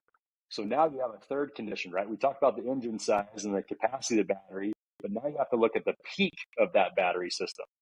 So like my system can peak at 100 amps, but which is 24 kilowatts. But yet like a Tesla battery can peak at 7 kilowatts for 10 seconds. It's like 33 amps. And so that's the challenge with that, is like, now what are you going to do? So there's some alternatives there. You can look at soft starts, where that can help reduce that. So we're already making those recommendations. And depending on the quality of soft start, or if the unit even is soft startable, because some of those units are like so ancient, you literally would just burn up equipment putting them in place. You've really got to consider that. And guess what? It's okay to tell your customer no, because we see more often on the other side is like, hey, I can make this happen, but I'm going to have to add additional equipment beyond a soft start. And here's your option, which is an additional $10,000 to be able to start your air conditioner. Is that worth it to you? And most of the time the customer says no. I'm like, perfect. Go buy a freaking wall unit that plugs into a 110 outlet and go air conditioner that one room in that emergency. Go pick it up at Home Depot for $120 and you're good to go. Do that. So it's okay to say no to your customers, because if not, that customer's calling you and he's going to rip your freaking name through the mud. Be like, these guys told me I was going to have whole home backup and start my air conditioner. Nope, ain't going to happen. And hopefully the installers tell them that.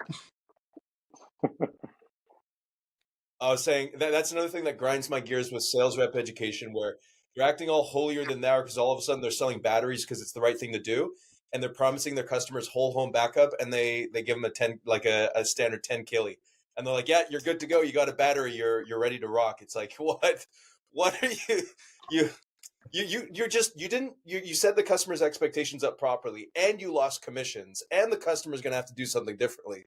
There's no positives there.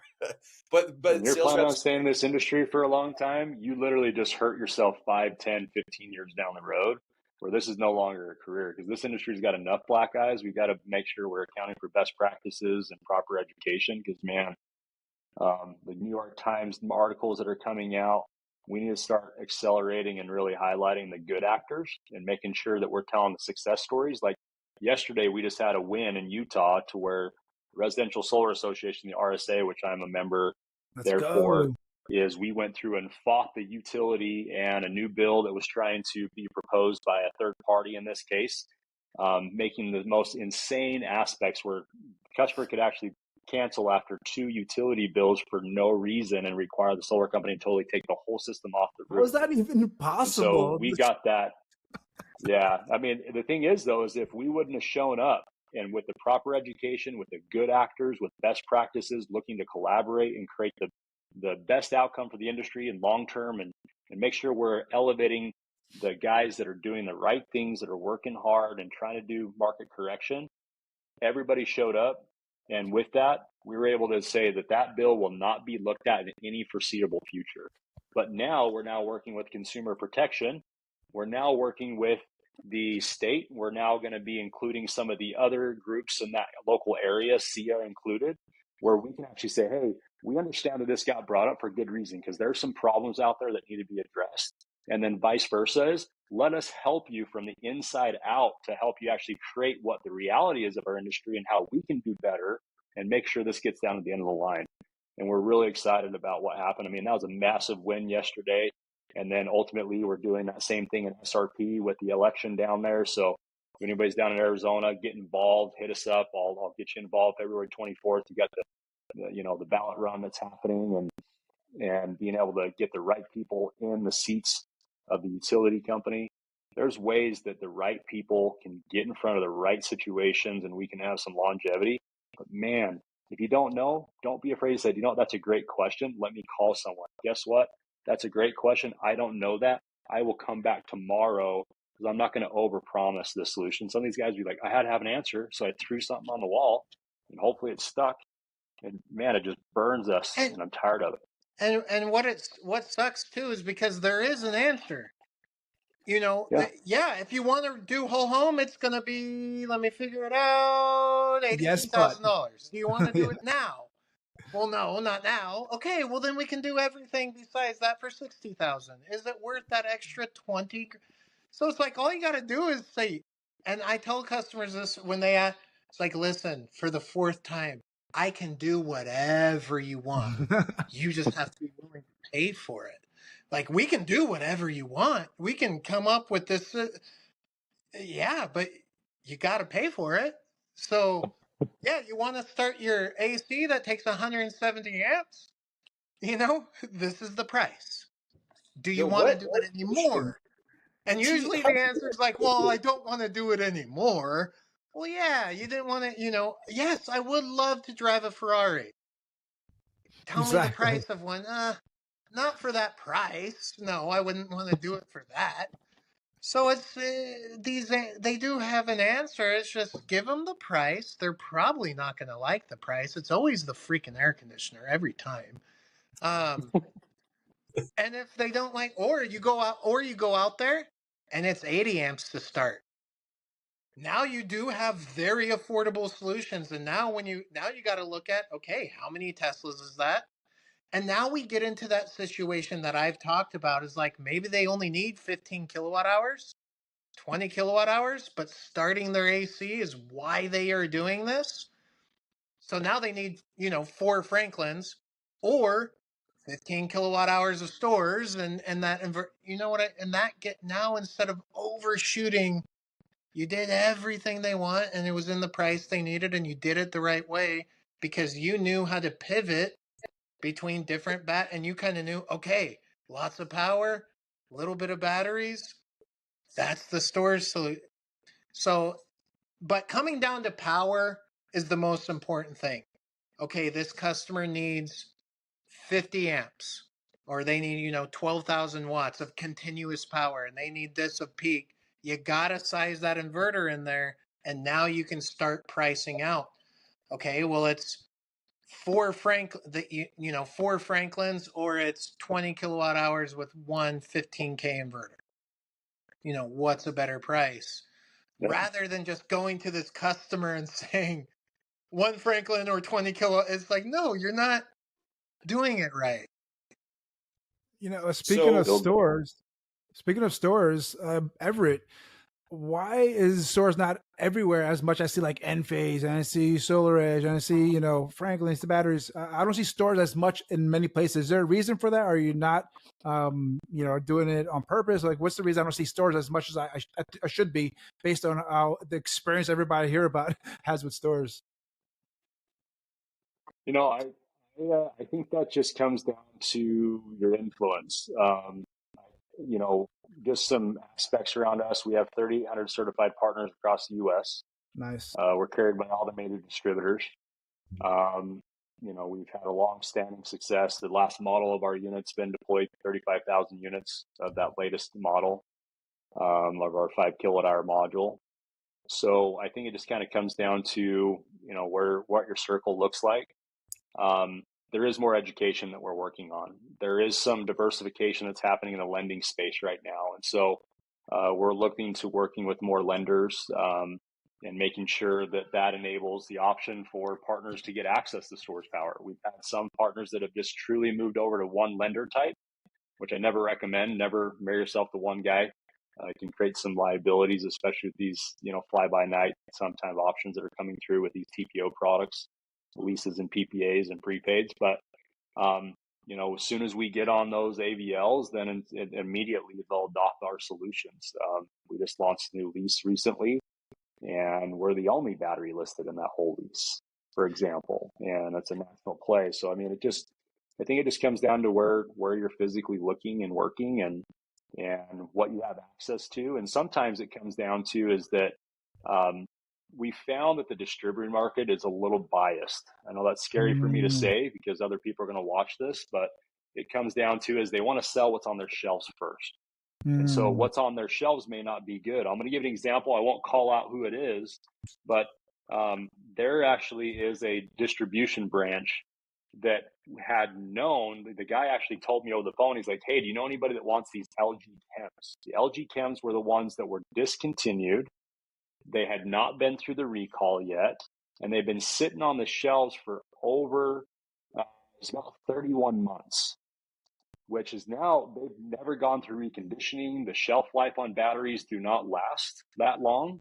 And so I knew he was trying to push those products. I said, hey, man, don't ever do that. You need to literally go through an EPA approved location and get those things gone, because those are just ticking time bombs. A friend of mine all of a sudden posts that he's installing these LG Chem batteries and just got this killer deal at this distribution branch. And I called him. I said, hey, do you know the backstory on those? He said, no. And he had no clue that distributor had just tried to get those off their shelves at a loss just to try to get them to move. They're no longer warranty ready.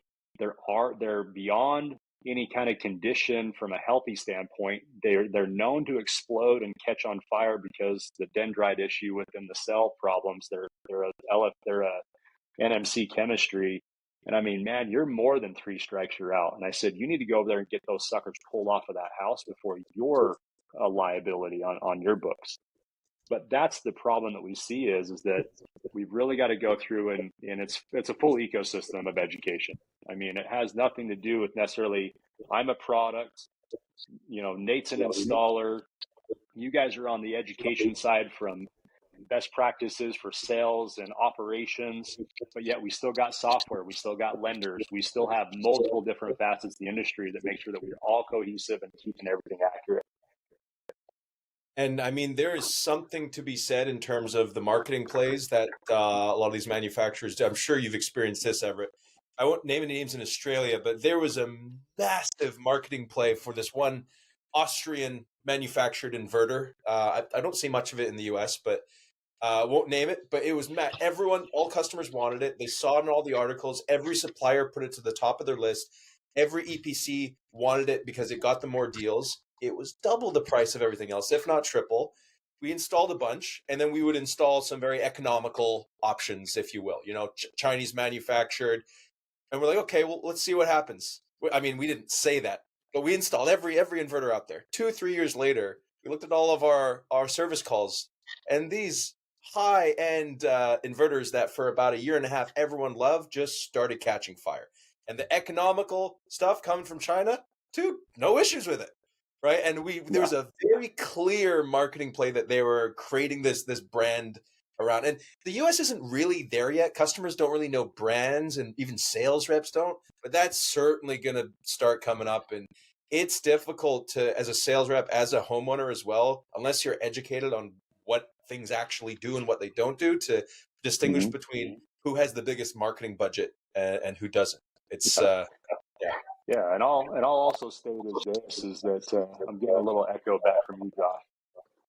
Oh, I'm going to mute, but so I mean, I'll state this is that there's actually a lot of really great products out there: inverters, batteries, solar panels, all the above.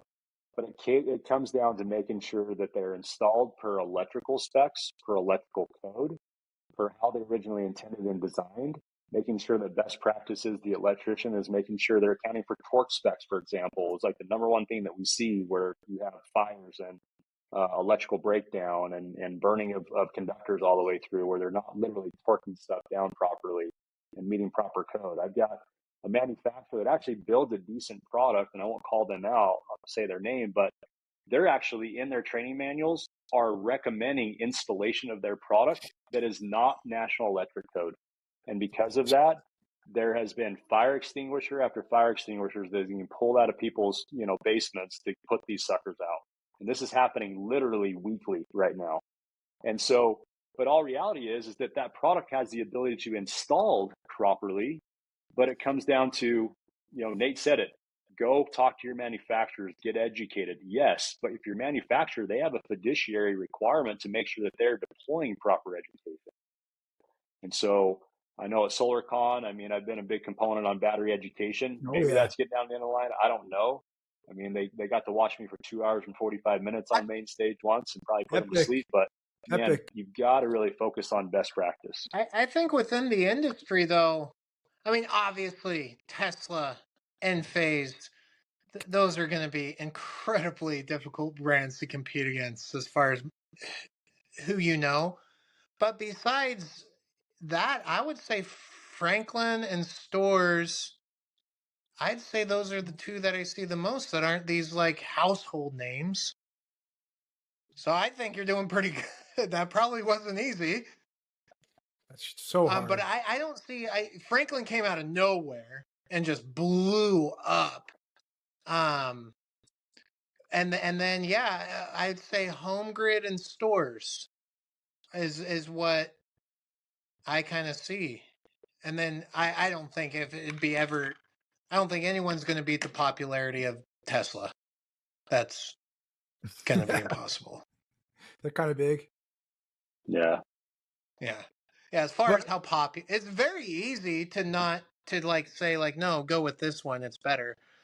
But as far as at least they get the customer thinking about batteries, that brand does, and then you can let them know. All right, we are running out of time, and I appreciate you guys giving us so much. I have like 1 or 2 more questions. Are you guys okay with a couple more minutes, or are you guys out of here? Yeah. Do it. Just real quick on this one, it was just basically the chemistry of the battery, because believe it or not, a lot of reps don't even know the basics of battery chemistry and what LFP and NMC is. And you're talking about fires, and is that, is it a big difference? Should reps really focus on like which chemistry is better? And NMC, is that more fire, and is LFP just more safer only? Or can you just kind of go over the differences? Because a lot of reps don't really understand it. I think they need to. Yeah.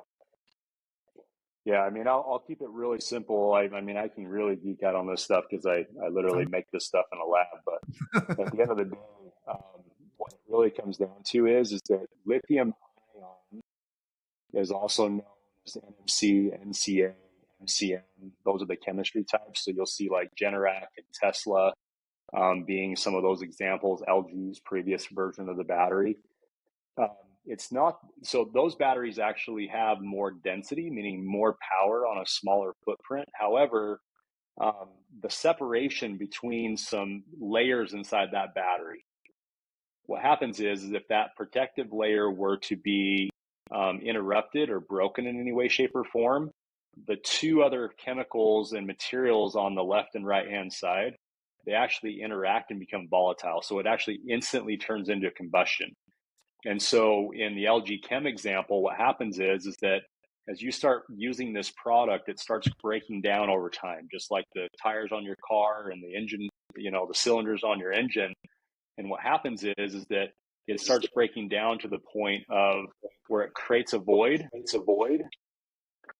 And in that scenario, it breaks through and then catches on fire. And so you'll see like the Tesla cars, there's been some challenge like in Florida. So vibration and just everyday use. Now, also the toxicity of that combustion is the chemicals and off-gassing is actually very, very dangerous and creates a lot of health concerns in that position as well. Now, if you look at lithium iron phosphate, you literally can puncture it. You can, puncture between those layers. You can shoot it with a 50 cal. You can crush it, all the above. And what happens is, yes, there's energy inside of there, but you're not going to catch on fire. You're not going to have an explosion. And the off gas is actually hydrogen 3, which is, not healthy, but it's not something that's going to kill you when that product starts off gassing. And so lithium iron phosphate has a lot better temperature control on the high end. So you can use it in really, really high temperatures with NMC and lithium ion products.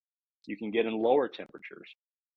But on the high side, which is usually where these things start working really hard and start getting temperature, that's heat. It creates breakdown.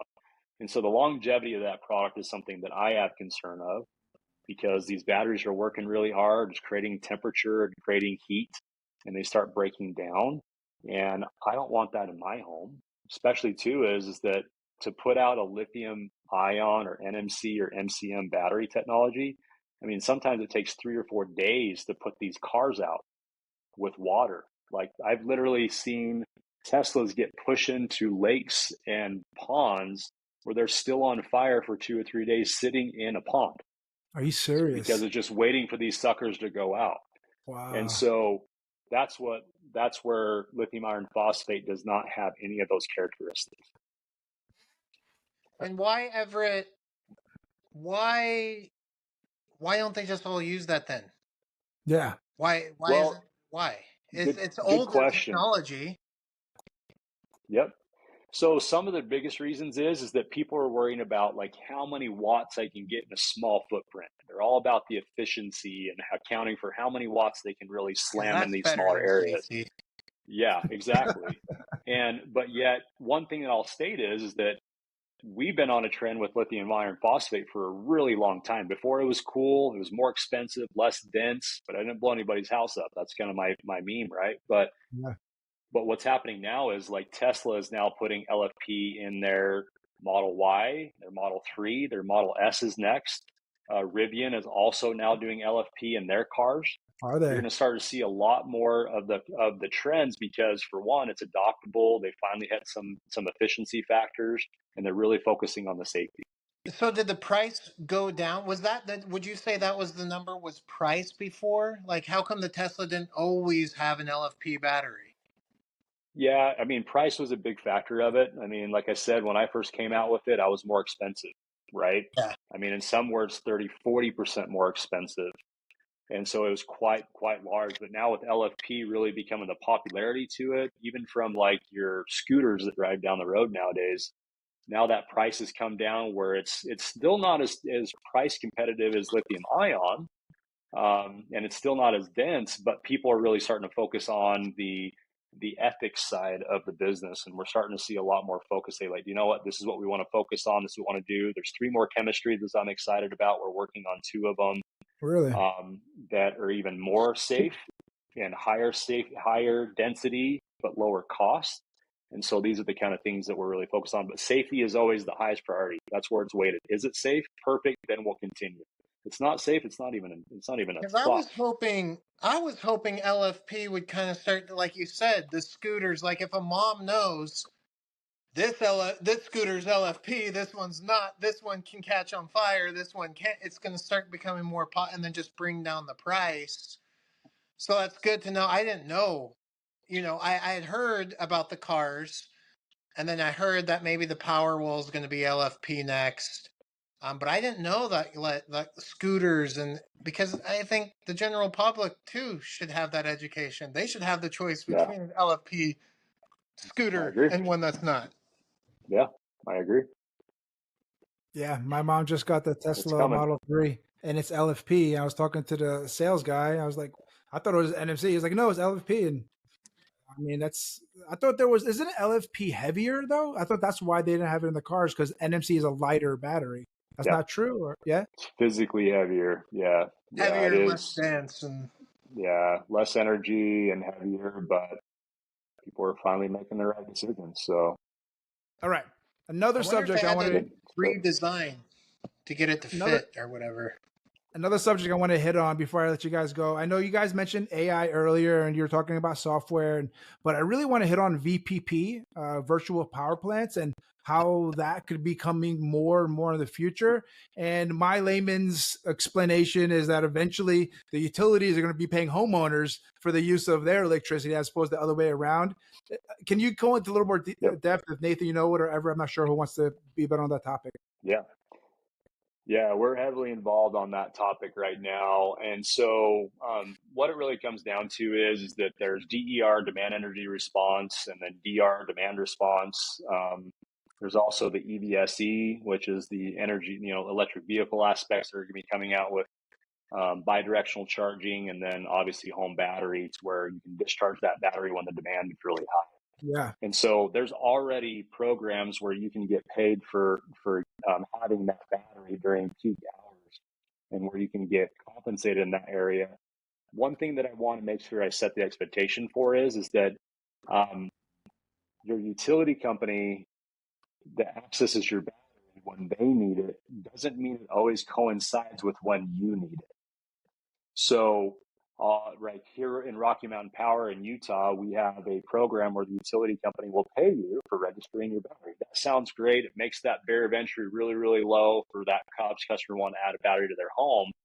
But there's already reports of homeowners here to where the utility company drained the battery and then the power went out, and all of a sudden they're just living by candlelight and flashlights, because they're like, man, I'm sure glad I got that $1,800 rebate for that battery. Like, was it worth it? And so you really have to look at those aspects all the way through and see what's your target, what's your goal. Is it for backup purposes, or do I want to gamify and take advantage of the utility program?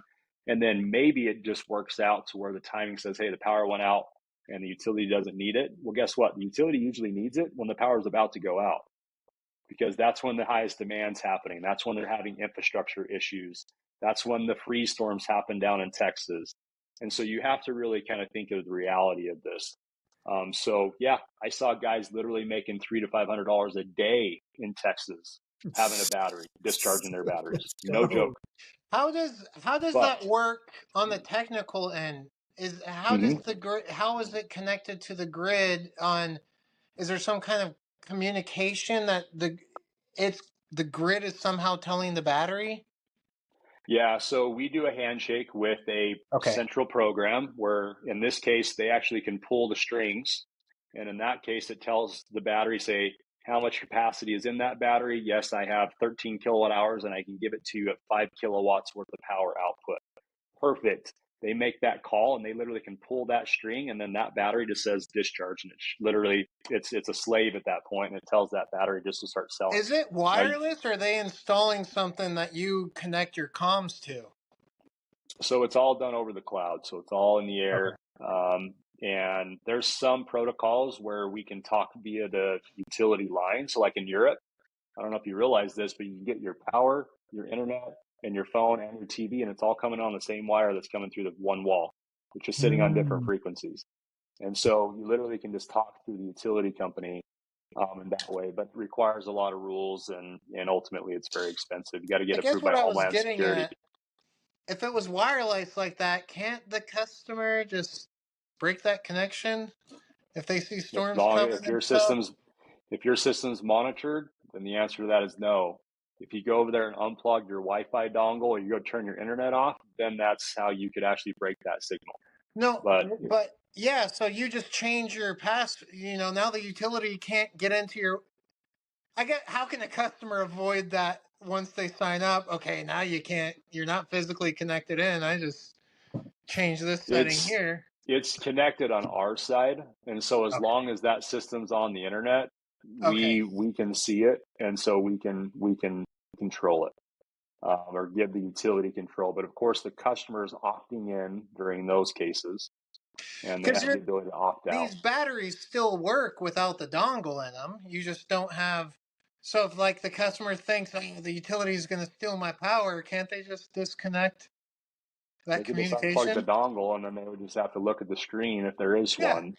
They would Yeah. just never be able to have remote monitoring. But that'll catch up to them eventually, because I wrote you a check up front to register your Yeah. battery, I and you get. never get access to it. Right. So you Right. kind of I'm broke the just, if they rules. were really scared, like, I know a storm's coming and I know they're going to steal my power before it goes out, I'm going to Yeah, unplug. yeah, Is, that's the is way there you would do it. Look is at there an that. approved list of equipment if a VPP opens and you're like, okay, we're taking applications for this? Do you need an approved list of what batteries are what configuration? Or is it sort of just you got a battery that can go two ways? All right, we're gonna hook you up. So not all batteries have the ability to, from a security standpoint, go and register and do that handshake between utility and so there's a heavy security aspect of it. The United States grid is the most attacked single point of infrastructure or anything in the entire United States. And so it's heavily, heavily secure, or secured in that case. So you do have to have certain protocols and safety measures, from FedRAMP to ADR 2.0. I mean, the list goes on and on. But there's some that use like third-party programs, like in Vermont.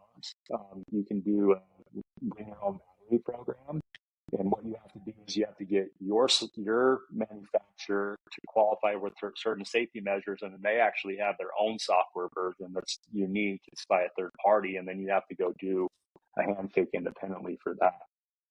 So there's a lot of those in the United States. I mean, I could probably name off 60 if you gave me a minute. Um, so it takes a lot of time and a lot of resources, because you're constantly just connecting software. I'm really a technology company that just so happens to manufacture batteries. Think of it that way. And the battery is just a slave device. I really have to know how to do a ton of stuff, from monitoring to control and recognizing the grid and passing certification and connecting for VPP and DR. So it's not just a lead acid battery pulled out of your old freaking 70. Does that come It's a standard? lot more than that. Is that standard with Storz batteries then, just across the board? VPP compatibility, I suppose you would say, because that could be a big factor that a customer needs to keep in mind as well, right? Yep. If they're just looking at DIY battery that's going to do the same thing, but then it could be a little sales tool. Hey man, you might have something open up where the you start making cash. You get this battery over here. It might be cheaper, but it's not going to allow you to do things, in the future. I've never heard that line of conversation or sales before, right? Yeah, I mean, those conversations are going to start happening a lot more. I would say probably Q2, Q3 at an industry level, where we're talking about all this education that needs to happen first, and then we're just going to throw something else at you and teach us something else. But we're going to do our best to make sure that information gets down to the end of the line and is properly monetized. I mean, it's kind of like the SRECs that have been out there in the RECs, like Illinois and New Jersey and DC, that in Massachusetts, where guys are promised like, oh yeah, you're going to get your solar system paid back in 1 year. I'm like, no, it's a 10-year payout program. get educated. So there's always some level of abuse that can happen, but again, this is where I kind of lean on the software companies. We really need to get the proposal and design tools to be able to model these things. Commercially, it's been available for a long time. Residential, it's time to catch up. So, your software company you're using, hit them up, say, hey, I'm here to help. How can we get this matured? Accuracy is king. And model all these crazy incentives that are around the board. I agree. Let the sales guys go crazy with their sales strategies, but make the software keep them to stay in lines. That's where you get like a perfect scale factor, right? And then the proposal software these days is sales guys just got a slider. They can just make any settings on the thing that they want. Right? And like you get rid of estimated savings. You said it, Josh, but I hate it because it's like, look, the only thing you know about these different proposals is you know how much each one of them are going to cost you. That you do know. What it's going to save you, literally nobody knows. Who knows? Next year, they could be 10 cents a kilowatt hour. I don't know. And this was the worst decision you ever made. And just nobody knows. All you know is what it's going to cost you. Estimated. You have no idea what it's going to save you. Estimated. No, this estimated savings is stupid. I don't know. It's the number one thing I don't get about proposal software. Because you could have two proposals, the same exact system on each house, same exact everything, same numbers, same production, same cost, but they will have different savings. How is that possible? They're humans. So your cost, the savings is, hey, this is how much it costs, and your savings, what will you save in 15 years? You won't know until 15 years from now. You can go back and look at the historical data and see what I would have paid if I didn't have solar. That's the only way you're going to know. I'll give you another insider information on how crazy this is. So finance providers go to us. We work closely with all the big ones, and they do audits on our proposals with every proposal software. They'll come to us and they'll pick a few that we've submitted to different EPCs and do audits. And one of the things that they require is the estimated savings that were put on the proposal. Every single time we have to go back to them and say, we don't have estimated savings on a proposal. How on earth would we calculate that? And it's like an email chain for a week back and forth every single time they do a scheduled audit with us. It's wild. It's like, you're telling me that that's on your required list, that you want us to generate estimated savings for a customer or human that we have no idea what they're going to be doing in 5-10 years. And they're like, well, yeah, that's that's on our list here. It's like, no, I'm not giving you that. It's stupid. And every single time we want to know how much you're going to save on year 25. Thanks, Josh. Yeah. All right. I got one last question. We'll let you the future. We'll let you guys go. Speaking of the future, batteries are becoming synonymous with solar now. It's becoming more and more that batteries are just going to be part of solar systems. And probably as we go in the future, batteries are going to be the bigger component. And it's like, yeah, you want solar panels with your battery? But as we go into the future, doesn't that mean like we don't need the grid anymore? So like my question might be deep or it might be short. Does this battery solar combo mean that there is eventually an end to the grid? No. I think so. I disagree. There you go. Two different answers. I need to go first. I think, okay, then if you have to have the grid, how have people been living in off-grid cabins with off-grid? They didn't have to have the grid. There's people who have been doing that for 30 years. One of my friends, he up in, it's like a couple hours away, he has a cabin. It's off-grid. And that guy, his neighbors lived there for like 40 years. He has solar batteries and like a dam that has a water wheel. That's how he gets his power. But I think you can have a system. You can have like a 200% offset system, a bunch of batteries and a generator, and you wouldn't need the grid. How do they build off-grid cabins? That was my thought. Need the grid. I think, and I think Everett's on my side. I'm going to use a really basic sales process analogy to try to describe why that won't end up the end case. let's say I have 100 leads coming in through an ad campaign a week, and I have 3 sales guys. I could each give them 33 leads in like a dialer software, or I could put the 100 leads into a master dialer software, and the leads are going to get hit harder and faster. You see what I'm saying? Like, because if you're relying on a segregated system in terms of productivity and efficiency, if I have a home owner over here that's making a bunch of energy, but this homeowner needs more, things always move in more of an efficient timeline, right? I think segregated is the opposite of where it's going. Like when everything is a VPP, when everything is connected, talk about efficiency, talk about productivity, and the decrease in the power that needs to be generated relative to what people are using. I think that's the future for sure.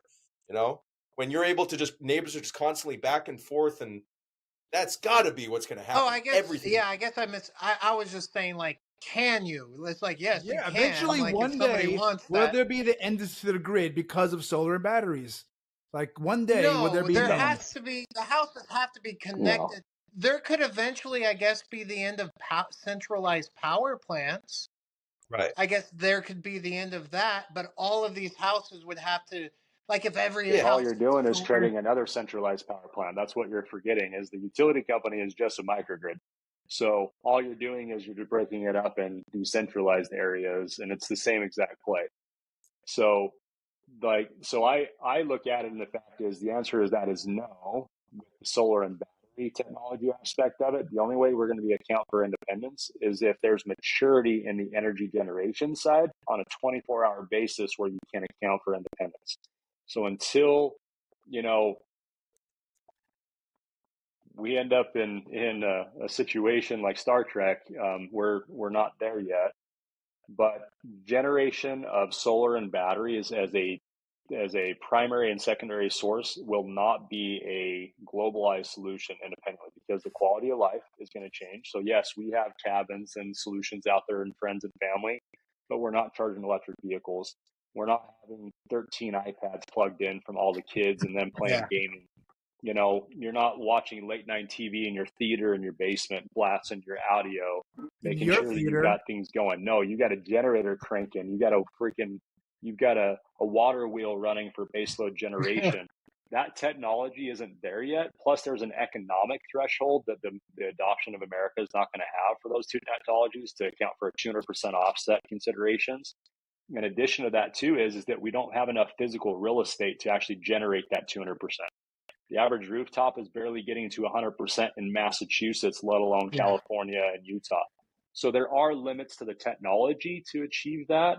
With advancing the technology, then we would actually see that being a potential, but a decentralized situation where you have a little bit more security. So if you have a main generation facility that goes down, like in Texas, where there was 850,000 people that were without a power, I'll back it up. We did a 26,000 acre microgrid in Northern California.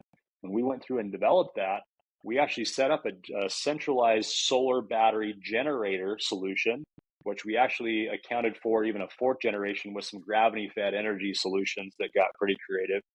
But when that were to ever fail, because it's in a really high fire zone, we actually set up secondary generation and batteries only to keep the booster pumps running, so that way the fire suppression systems could go through. That was a $370 million project.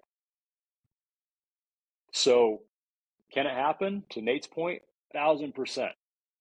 But unless Alibaba shows up on your backyard and makes you the prince of Egypt, and all of a sudden you got a rich uncle, it ain't going to happen.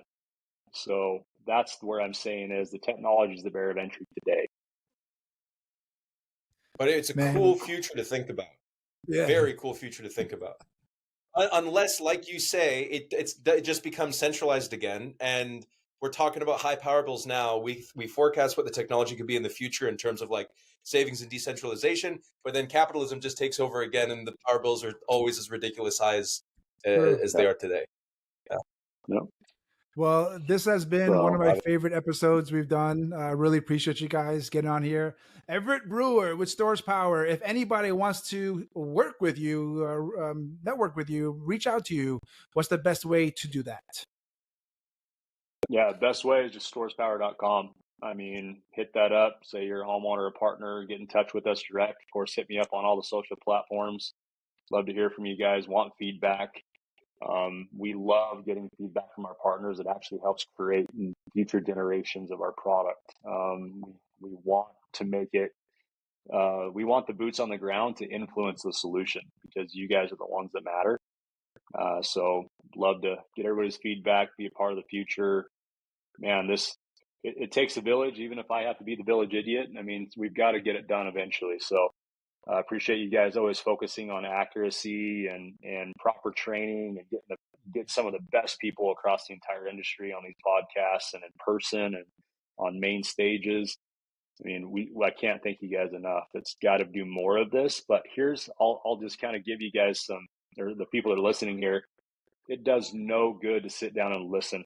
If you don't go and freaking do it, it's like going back to rehab and just repeating the same damn thing over and over again. You're not going to learn anything if you're not go out there and apply the knowledge that these folks are putting time and money and resources to you guys in place for. Freaking do it and be a part of the solution, and then duplicate yourself. Don't be afraid to police somebody up. Don't be afraid to say no. This has to be corrected. I mean, generations, this is affecting beyond our generation. So be multi-generational in thought and process. So that's beautiful. And Nate, anybody wants to connect with you? Any final thoughts? Yeah, just connect with me on Facebook. I think messaging on there would be the easiest way. And yeah, thank you guys. Always bringing in a ton of education. And like Everett said, I think with all these changes, these reps have to take the time to learn this stuff because it is a mind bender at first until it finally clicks and you're like, that makes so much sense. And just really knowing how to look at the situation and how to sell them the right product for their situation and thinking outside of the box with other things like having a cool breaker panel that you can control with your phone. That is so much better than trying to take off $1,000 or something like that. Give them more. Don't just try to drop your price. Give them more value. Yeah. If a dollar doesn't make sense, they don't spend it. If $5,000 makes sense, they spend it. Yeah. Everett, really quick, didn't you work with Elon Musk? I heard a rumor that you actually worked with him, or you did something kind of project with him, or am I going crazy? No, we did some work with Solar City with Lyndon and Hayes when he was at the helm over there a while back. Yeah, but Lyndon is Elon's cousin. But I heard he's coming back. I heard he's coming back to the game. I've heard a rumor. So, yeah. But until then, I mean, me and Nate are just going to banter on the internet for the next 24 months. So, I mean, that's what we do. I'll see you online. Yeah. Let's go. It's always good, though.